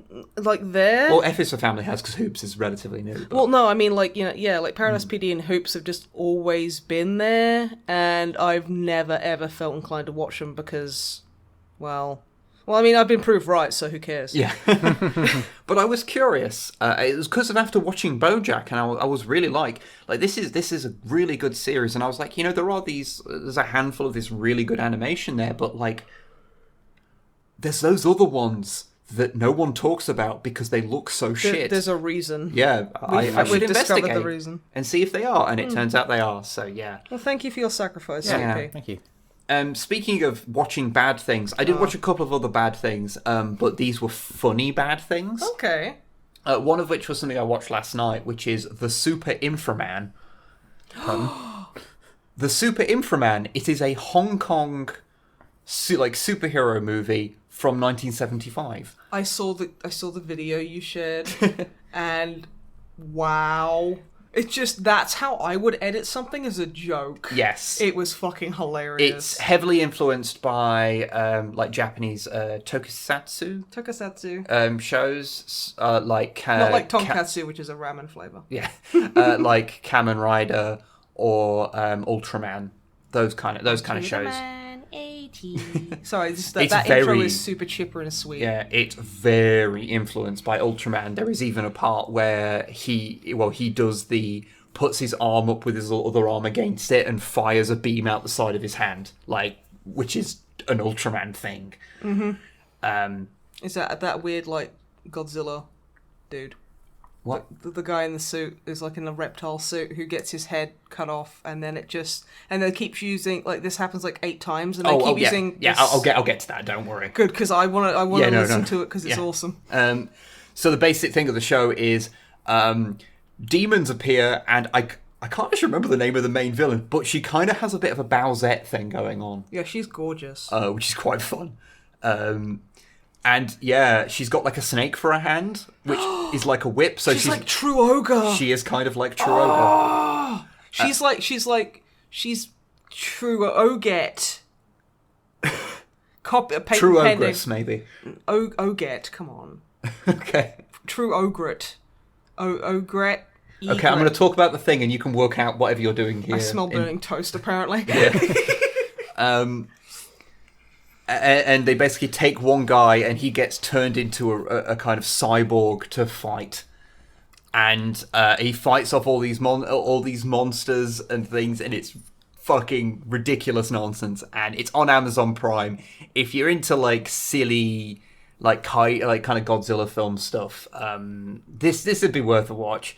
It's quite fun and silly. At the end, I put up a clip on Twitter where My favourite. he fires the beam out of his hand that cuts the head off this monster, and then the head grows back, so he does it again, and I think he cuts the head off this monster 5 times before he thinks to try something new. Every time his head grows back, it's the same fucking shot, so Yes. it's just a completely stationary image with like a wipe, so his head like slowly goes, and then it zooms out at the end, and there's like 7 heads on the floor, and it's just stood there like fucking what? And I won't want to give away the context of any of that because it's just great.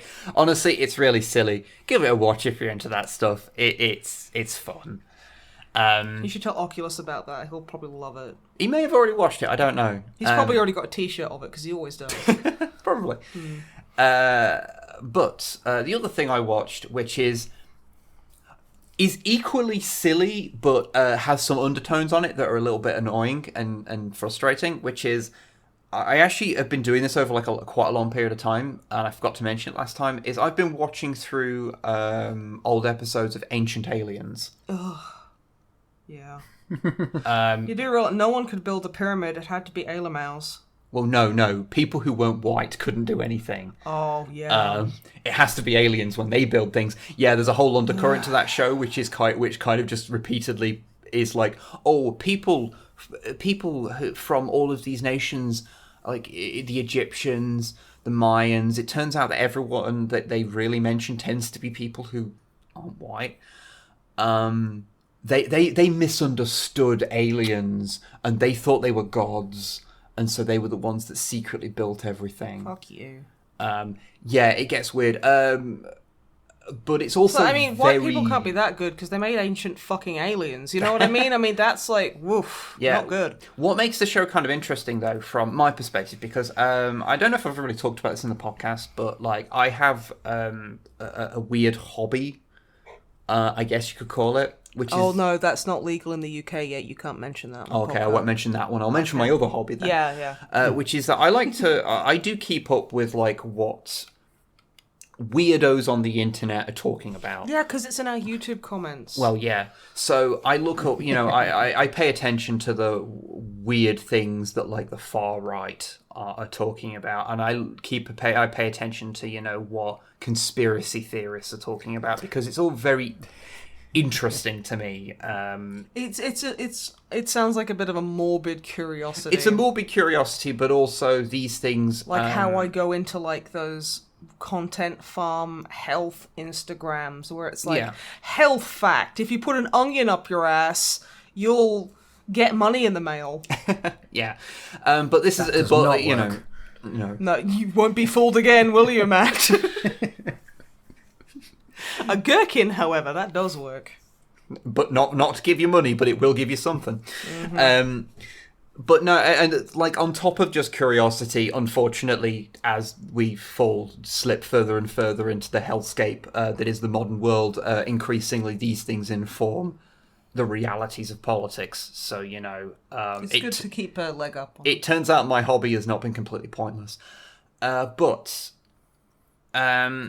you will see like these rhetoric like strategies, these ways in which you're communicating information, and Ancient Aliens is a really good intro into that world of dissecting how they communicate their ideas, because you'll watch them go from like, oh, if this is true, could it also be true, or is it not possible?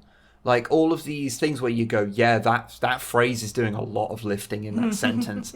Like where you'll notice like, oh, they say this, and like sometimes they'll say something where they'll go, oh, this thing was said this one time. Like there are scientists that believe that the moon is hollow, and like occasionally I'll go, okay, let's have a look. Let's interrogate what you just said. And then you'll look it up and it's basically a crackpot said this, and then actual scientists went, no, because we've looked into it and we've got a pretty good idea of how much the moon weighs. It's not hollow.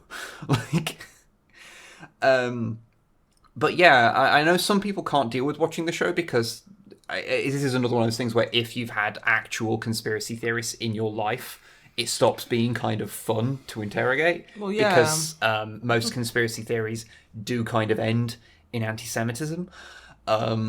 Nearly all of them, in fact. Yeah. It's weird, and that's just a thing. But if you don't have that, if you've not had that in your life, then these can be very interesting to kind of get into that. I did also watch one of the knockoff Ancient Alien ones that's on Amazon Prime, which is basically Was just it like old extraterrestrials?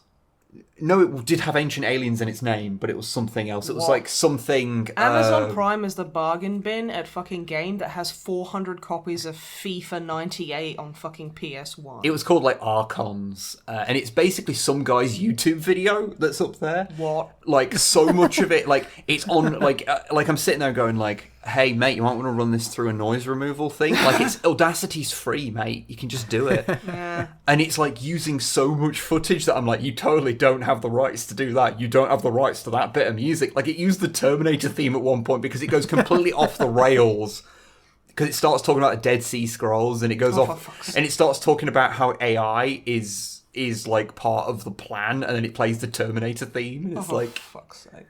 It starts talking of and those get really wild, and just nothing is substantiated. Like, it's just nonsense from start to finish. But yeah, they are very interesting to watch, I find.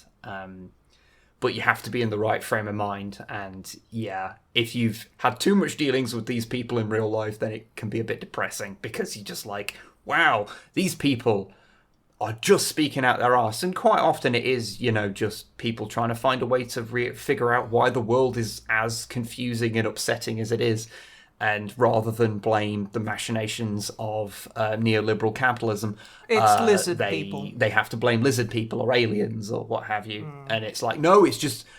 Unfortunately, the real world and all the horrors are very boring. Yeah, it's just we live in a system that rewards people for being greedy. That's about it. Can we not talk about the horrors of capitalism? Because I'm pretty sure everyone's having a hard time right now anyway, so... And so it's like, but yeah, they're interesting. But like, yeah, that's all I've done. I mean, I suppose Ancient Alien episodes do last like an hour and a half, so that actually took a while, but like, Imagine, you could have been like learning a craft or staring at a wall. I was painting Warhammer like the entire time I was watching Ancient Aliens. Yeah, but you know what that means now? That means that the sound waves from Ancient Aliens are now engraved permanently into your models. Oh, the guy who's like from the meme, the It Was Aliens guy. That fucker. I found him on Twitter. He's nowhere near as fun as you think, although he's a really big fan of the band Marillion, which did not surprise me one bit. Fair. But yeah, that's all I've done. So I guess we should move on to the questions. So Matthew, what are the questions? And also, what is the email address that people should send the questions to? The new one? The new one, yes. The drummer mat at gmail.com? How is this harder for you to remember than only... oh my god. It's thedrummermat at gmail.com. I got that right. I was just not as confident as you. No, it sounded like you were kind of like low-key inserting something into your bum that you weren't used to, and you were like, okay, yeah. Flared bass all the way. Yeah. Yeah, we have some questions, and a bunch of recommendations, and bits and bobs. Let's go. In no particular order, because I last read through these a few days ago, and I've forgotten how exactly I've paraphrased their questions, so apologies for everyone. That's fine. This is the high-quality content everyone arrives for. I noticed that you say the high-quality content, and it has just turned 4:20 in the afternoon. Yes, nice. Oh, yeah. Somkwed. Oh, it's 16:21, never mind. Okay, moving on. So Jack wrote in D&D. Yes. I've got a bunch of friends who want to try D&D, and I think I'd like to take a swing at being a DM. But honestly, I have no idea where to start, what books to get, or anything, really. Any tips? There are in payment for the information, he sent in a picture of Archie, their Frenchie pug mix, who only has one eye, and is all manner of adorable. I love them. Give puppy scritches and loves from us, because we love that doggo. Yeah, there are starter sets you can buy. Yeah. That have like an introductory adventure and like pre-built characters. Yeah, I mean, even then, if you just pick up the Dungeon Master's Guide, it does have an introduction to it, and it does tell you certain things, and it kind of goes through it step by step. So it's like, it has things like I'm sure it has like random roll tables for like what can be in shops, and also I will say as a DM, all you need to start is an inn, and a dungeon. Yeah. That's all you need. Yeah. You just need an NPC to give them a reason to go there. And then, like, basically just... It's nerve-wracking doing your first few DM sessions. Just fill a cave full of goblins, it's fine. Yeah, and, like, just kind of, like... Just try and go with the flow. See, like... a good thing about being a dungeon master is you can sit there and listen to your players... hypothesize about what's happening or who is doing what, which can just give you ideas, and you can just make that shit up on the fly if you want. And for future kind of things, like, hey, maybe this blacksmith is actually like he sent us into the mines for this, but maybe he's actually made a pact with this with like the demon inside, so it like. If he feeds it, then it keeps the town safe from an even bigger nasty As thing. the DM is quickly writing down behind their board. Oh, that's a really interesting theory. Just like, you have. is that what you think? Give me a second, I need to write something down. But yeah, so like, take cues from your players, and also your players will get randomly incredibly over-attached to a throwaway NPC. Kill them. Don't kill them, but just be prepared for like, oh yeah, I guess this guy's he's a halfling and he's got a parrot. They will fucking go psychopathic in love with that fucking NPC. Players will always imprint on at least one NPC per adventure. Yeah, so just be aware. And also, bonus points if you make it so that the NPC that they've imprinted on is really weirded out by the party and doesn't want to be near them. But yeah, there's like, and also if you just want to do kind of like, there's pre-made module kind of adventures where it's very simple. It's for new DMs if you're feeling a bit intimidated, because it can be quite overwhelming. And like, it doesn't have to be perfect. It just has to be fun. Yeah, and you don't have to create a whole world. You can, like you said, you can just have a dungeon with some kobolds in it or goblins or whatever, and kind of slowly expand from there if you want. If you want to do your own like homebrew land world anyway. Yeah. Like, there's no reason not to do one of the pre-made adventures. You don't go, oh, I'm a DM and I'll be letting them down if I don't create a whole universe for them to explore. Because like, Jesus Christ, you probably don't have to start there. Yeah. You can if you want. Like, great, but But also, it's not a necessity to build an entire functioning world. Yeah, I mean, because I'm currently, like, in the early brainstorming phase of wanting to get together, like, to DM, like, maybe just a one-shot. Yeah. That's another piece of advice. A one-shot, where it's like, just do one thing that's an all-inclusive kind of, like, story for your players to play that has no real strings attached. You've got no... But, and you can continue it if you feel like it. Yeah.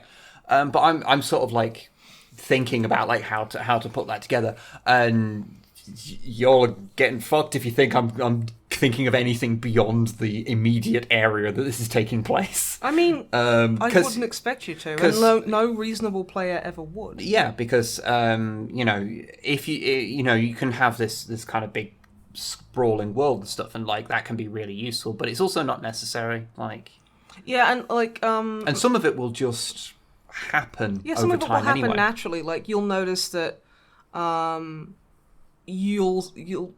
will patterns that will develop. You'll be like, oh yeah, and this person comes, and then you'll notice, and in your head you'll go, okay, this person comes in the tavern every day and they have a specific drink, and this is because of XYZ, and it'll just grow naturally. Or you'll have like, oh, this person needs to come from somewhere. Okay, so I need to think of a town that's over there. Okay, well, I'll name that town, and it gradually can build up that. Well, I mean, just don't be afraid of having the bare minimum, because you'll expand on it. Yeah. And it's fine. Joe, but you're probably one of the best DMs I know. What's your specific magic piece of advice? I don't know, just kind of do it. There we go. Trauma Matt, just kind of do it. It's the worst advice, but also I think it kind of makes sense in a way.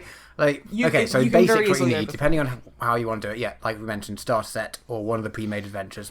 If you want to do your own thing, I guess at least between your group, and you don't need to get one each by any means, but between your group you'll need a player's handbook and a DM's guide probably. If you want, when you start putting monsters in, you can use like something like Cobalt Fight Club, which is a website, and that has most monster things in. But the monster manual, I guess, is also important. Mm-hmm. But you can probably get away without using that. There's some basic monsters in the back of the other two books. Yeah, in the back of like the Dungeon Master's Guide, there's a few like stats and like, little brief flavor text about like just some basic kind of enemies which you can just throw in Yeah, and then it'll be terrifying, and the first session you run might be shit. But that doesn't matter if you're doing, especially if you're doing it with friends. You'll all sort of learn together and just have fun together, and then you'll kind of stumble into your way of doing it. 10 sessions down the line or something. Yeah. Which is sort of part of the fun of it. Trying to find, you can spend all day watching Critical Role or all the other ones online, but you're never going to do it like that because everyone's got their own style. I would say and you've not got a studio. Yeah, I would say expecting your D&D sessions to go like Critical Role is expecting sex to be like porn. Yes. Yeah. It's absolutely not going to be. It can be fun to watch. It can be fun to watch, and what's realistically going to happen. But to you. it's just not realistic. That's quite a good comparison there. Thank you. Yeah. I just had to bring up pornography apparently. I mean, yeah. But yeah, so it's not healthy or like positive for you to put that kind of like expectation on yourself, because it's just not going to happen. Your friends aren't professional voice actors, and even if they are, it's still going to be like different. Speaking as someone who has a lot of friends who are professional voice actors, humble brag, not really. So like, yeah, just how you do it is how you do it, and that's the best. And if you see certain things that you like in other people's games, like you say, oh, I like this part of Critical Role, then you can try and incorporate that. Yeah, steal it. I mean, Matt Colville, who's a very prolific DM, his biggest piece of advice is, if you want a good piece of story, steal it. Because he's basically, like, cobbled together loads of, like, 70s pulp, sci-fi, and fantasy stuff into his campaigns, and, like, he dresses it up in his own way, so... See, the difference... And the players enjoy it, so... The real thing about putting references to things in your campaigns is just steal stuff from places that no one would know. Yeah. Which is why I'm fine, because I have a weird habit of watching really shit 70s sci-fi. And no one else I know subjects themselves to that. So I could rip off shit from like fucking Blake 7 and no one would know. See, I rip off shit from old horror movies, which is why I ran Call of Cthulhu. Ash was paralysed and didn't know what the fuck to do. Yeah, that was pretty funny. That was so funny. Sorry, Ash, we love you. We absolutely love you, but it was also really fun messing with people. That's the best thing. Also, the best thing about being a DM is that you know all and your players don't, and it's all. That's the best and worst thing about being a DM. Because on one side you're sitting there going, they don't know that this guy's gonna like abandon them in the woods and steal all their money, and it's so obvious. On the negative, they will just like be examining a coin that you mentioned, like someone dropped, for like 3 hours because they think it's special and it's not, and all you want to do is sit there and go, it's just a fucking coin. But you can't, because that would break the immersion. Yeah. So yeah, basically just do. So yeah, any of that might be helpful, Jack. It probably isn't, so sorry. And good luck with your DMing. Hope you have fun. It'll be fun. It will be mildly terrifying to start with, probably, if you're anything like us, I guess. But I mean, it's like going totally on stage. The first 5 minutes are scary, and then afterwards you want to do it again. Yeah, totally. And then somehow by the next time you get round to it, you get back to the slightly nervous a bit again, but just not as bad as the first time. Yeah, it kind of wears off. So. And then again you finish it again. You're like, oh, that was great. Let's do it again. And then randomly, randomly 6 months down the line, you'll just have a massive pang of nervousness, and you'll feel nostalgic and wonder why you're feeling nervous, and it'll be really weird. But then you do it anyway, and you find. Eddie Two Sheds, which I think we mentioned before. Best name. Okay. That is. I really hope they have one shed. Yeah. I'm gonna call you Sheddy. Sheddy Eddie. Sheddy Eddie, but then it'd have to be Sheddy One Shed, because then it's still 2 sheds in total. Well, there you go, Sheddy Eddie with a Sheddy. I cannot believe you are so hung up on this name. It's so good. Best. Quick recommendation for anyone who enjoyed Diablo 2, Grim Dawn. I've heard that's quite Grim good, Dawn looks like Diablo, but with like 40k fantasy kind of aesthetics, and you know what? I'm kind of okay with that, because like the one that always catches my eye is the French aristocrat lady, like with like loads of mascara running down her face, holding like a goat skull, and I'm like, that's mean. I don't believe I've ever seen that. It's really cool. I'll show you after. Okay. But yeah, and it's like that's always caught my eye, but I've always been like, but no, thank you. I'll have to have a look into that. And last up, thanks Wib for recommending Behind the Bastards. It is a good podcast. It is a very good show. Next up, Mikkel. Hello, Mikkel. What would you like to see done by GW in the future related to the hobby? Body pillows. I would like to see them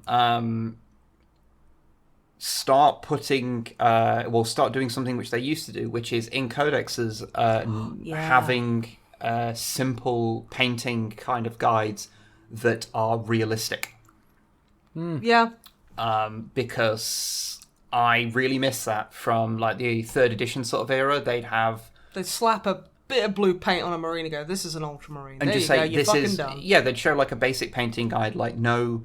Well, it was inks at the time, but, no washers, no highlight, or maybe a highlight, but a basic one, just kind of flat colours, just saying this is like a basic way of painting a thing. Because I've stated on many occasions, I think there is a bit of a push to try and make people have a bit of an unrealistic idea of like how good their stuff should be painted. Even when they showed contrast, like they were making out like, oh, you can just slap this on and it'll work, but it doesn't. You just slap it on, it doesn't work. No, you still have to like. It still requires a bit of like, kind of knowledge of like how these things work to use them. It's not just a, like easy mode. Like, but I'd like to see that. That's one thing I'd like. Because it frustrates me a little bit that they don't show that stuff off as much as they used to. See, I just want like more like people who want guys, more people of color, more fascist people of color. That whole joke. But no, it's just like it'd just be nice to have like fucking the new expansion of WoW. How long has WoW been going, and they've only just put in like non-Eurocentric features, and it's like wow, and non-Eurocentric hair, so you can get like dreads or like an afro puff, and it's like fucking finally. How fucking long did it take you? But also, I'd like it if more of the writers understood that you're not supposed to glamorize the fascism of the Imperium. That'd be nice too. Yeah. Also, I would really, really like it if they brought back that thing in codexes where they would have like a little symbol to basically say, this artist did this. Oh, yeah. Like, basically, like, that's what I want. That I desperately want that. Because that was just such a cool thing, and it's like, yeah, no, why aren't, like, everything should have this is by Joe Blogs or whatever, and it's like, that would be really cool. Yeah, I wish they'd credit their artists more specifically rather than just a generic credit at the Not start. just for posterity, just because it's just a nice, respectful thing to fucking do. Yeah, I just want to know who did them. And the little symbol thing, they did that in like the Realm of Chaos books, they did it in White Dwarf for a long time, and I always really liked it. Yeah, I think they should bring that back, which isn't really hobby related, but it's just something I like. What about you, Drummer Bum? I mean, yeah, they could stick to their guns a bit more with the whole "it's for everyone" thing. Oh but... yeah, 100%. Absolutely. So hey, do you want to like elaborate on that? No. We just wanted to say the nice thing and have everyone say it was good, but then when push came to shove, we didn't want to do much about it. So I signed this big thing, which is like, hey, could you give us examples of what you're doing to combat racial and sexual and like LGBTQ like inequality within your company? Could you please like give us some outlines or maybe some like plans that you're going to enact within your company to combat these things? Yeah, they haven't responded as far as I'm aware. Yeah, it's because at the end of the day, companies. Yeah.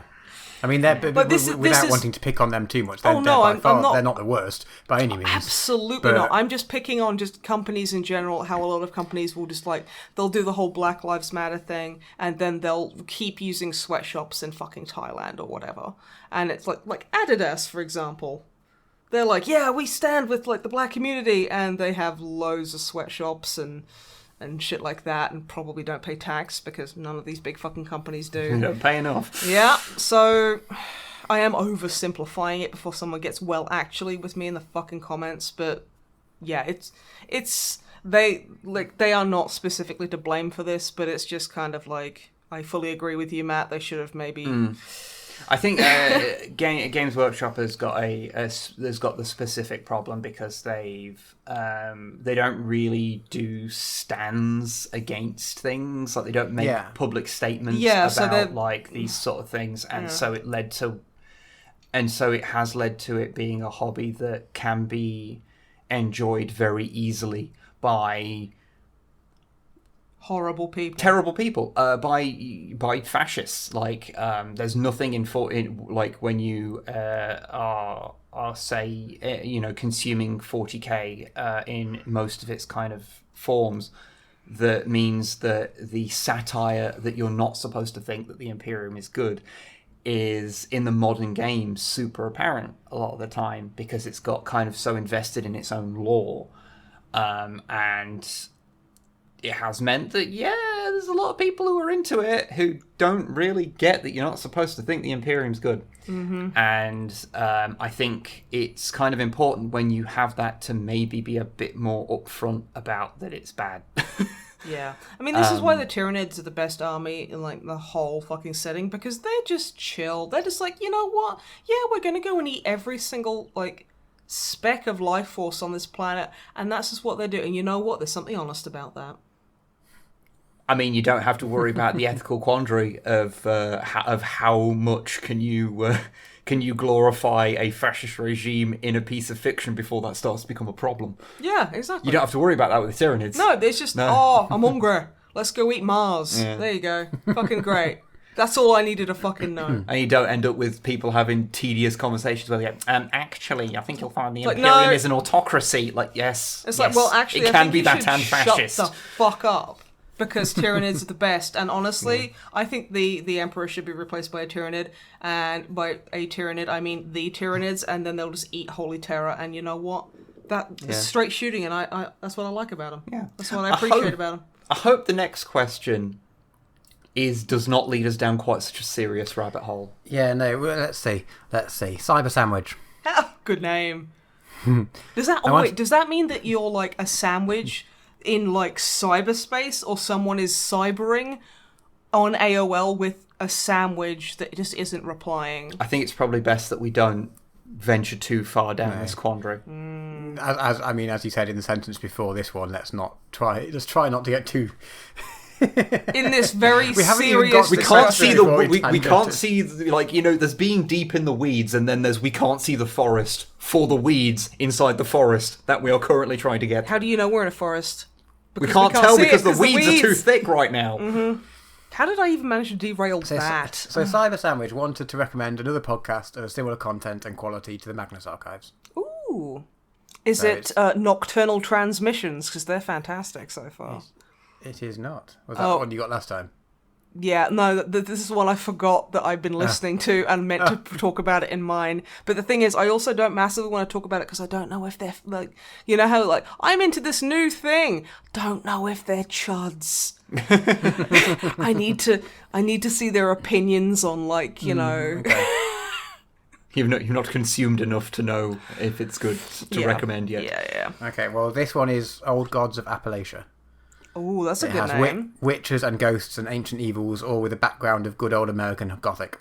Okay, that sounds pretty good. It's relatively new, so there's not too much to catch up on. And also, there's a bear at some point. Longfang's in it, and he didn't tell me. What? No, thank you for that recommendation. I'll give it a listen.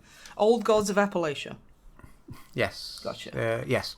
And their question, which is, you have to answer relatively quickly, otherwise we could be here all day on this one deciding. Oh no. If each of you had to pick one video game, one movie, and one album to survive the apocalypse as a final record of our civilization, what would it be? Oh, fuck, I don't know. Somewhere in between album. Sold. It has to be that one. Is it Biffy? No, that's Streetlight. Yeah, Streetlight. I like the music that the kids like. Yeah. I'm answering that one because I have no idea for the other two. I mean, that's one of my favourite albums of all time, so yeah, sure. I'm not sure it's a good, like, distillation of humanity. It is. It's the peak. Okay. It's fine. Yeah, I don't know though. Like, my favourite movie is Scott Pilgrim, but I don't think that should be the one record of humanity. 100%. To be honest, I'm not even sure we should show that to people now. No, not really. I don't fucking know. I don't watch good movies. I told you the bullshit that I watch. Wow. Okay. Mine would be Priscilla, the Queen of the Desert. Fair. Electric Six, Switzerland, and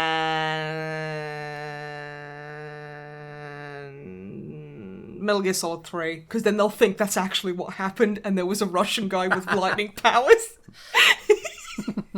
So yeah, that was relatively easy. Okay. I haven't watched Priscilla, Queen of the Desert in like 10 years, no, longer than that, and I just remember that it was about drag queens, and I fucking love drag queens, and drag queens are inherent to my culture as an Australian. What culture we have, anyway, that we didn't steal. We probably stole drag queens as well, fucking hell. Anyway, yeah, that's my 3. What about you, dear? I don't fucking know.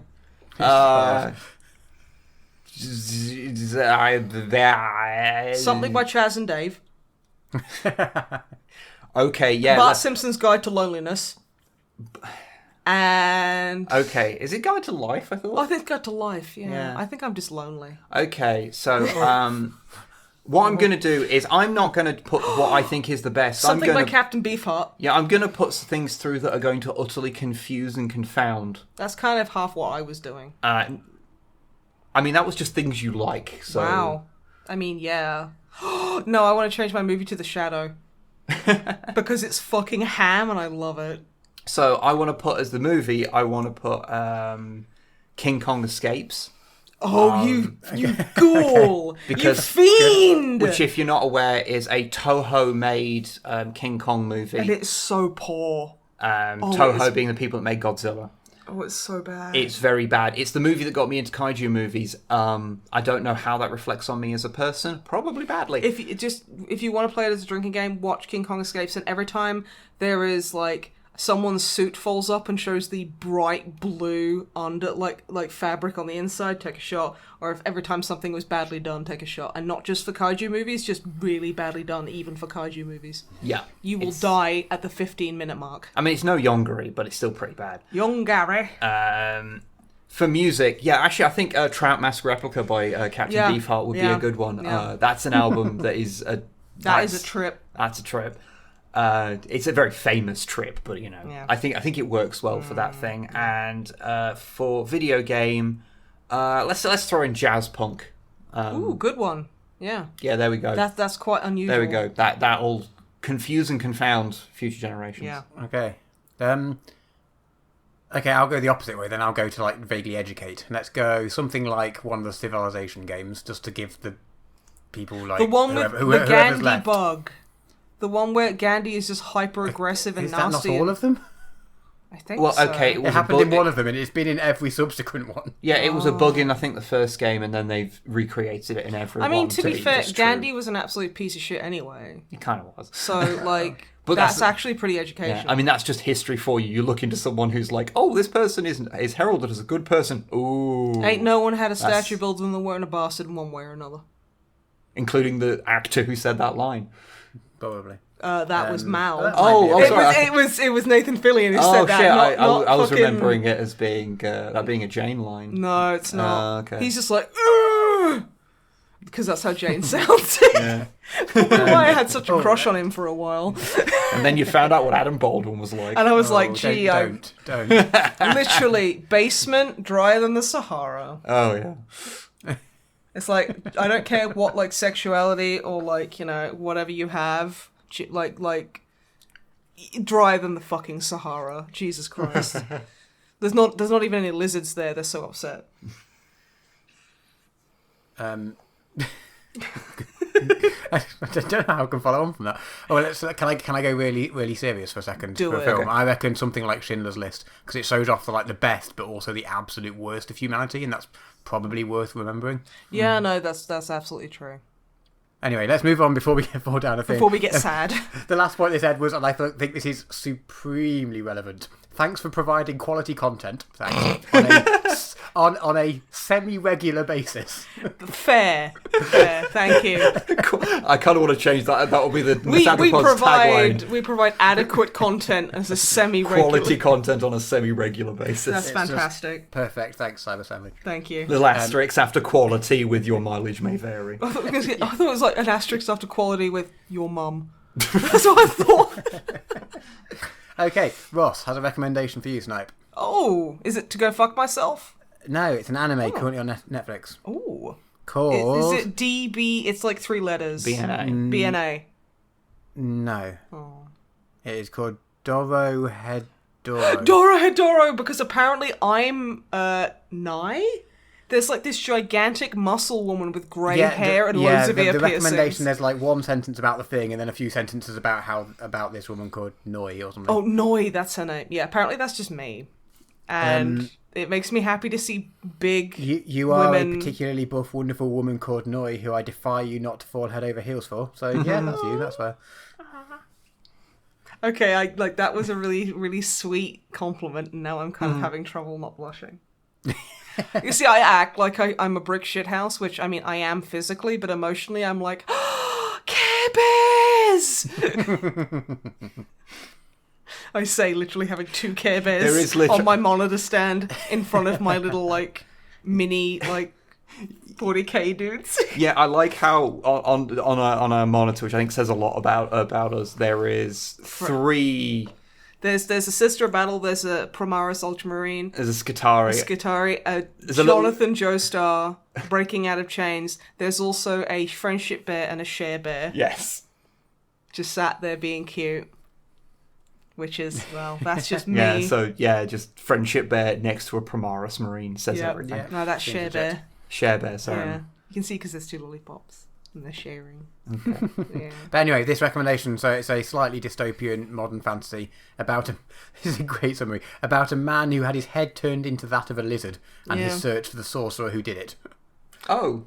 Honestly, is apparently what it's actually about. This other person is a That guy's name is like, oh shit, it's a type of fucking lizard. It's like, what is it? Not Camden, Kaiden. I don't think anything is... Cayman? I think his name's Cayman. Cayman, sure. Like the island. Watch it and then let us know. Okay. Last 2. Rob. Hello, Rob.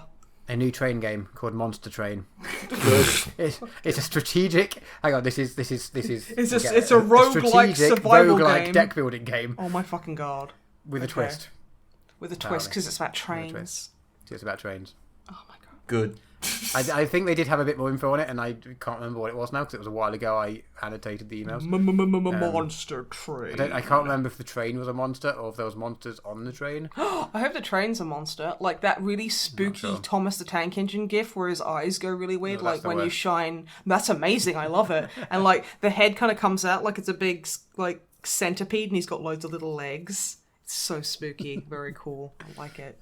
Rob had a something for you, Snipe. You mentioned that you liked the song "The Dead Don't Die" by Sturgill Simpson. Oh hell yeah! This is my favourite song. It's great. Did you know that there's a movie based on an album he made on Netflix? It is apparently one long music video for the whole album. Okay, I'll check that out. That sounds pretty fun. Because Sturgill Simpson is the man, not the man TM who does bad things. I mean, I don't know. Maybe he does. I'll have to look into him. But yeah. Okay, last up, a game suggestion from Lars. Ooh, thank you, Lars. It is a film noir police game called Chicken Police. All of the characters are badly photoshopped animals, think Hatterful Boyfriend, and every line of dialogue is bad animal puns. Good. Like, really, every single line. Okay, so really I didn't want to have to be outed, so yeah, I made that game. And it is supposed to be a hard-hitting detective noir kind of video game, and it's not supposed to be funny. It's like the whole kind of like, oh yeah, when she flew into my office, I knew she was trouble, but dames often are.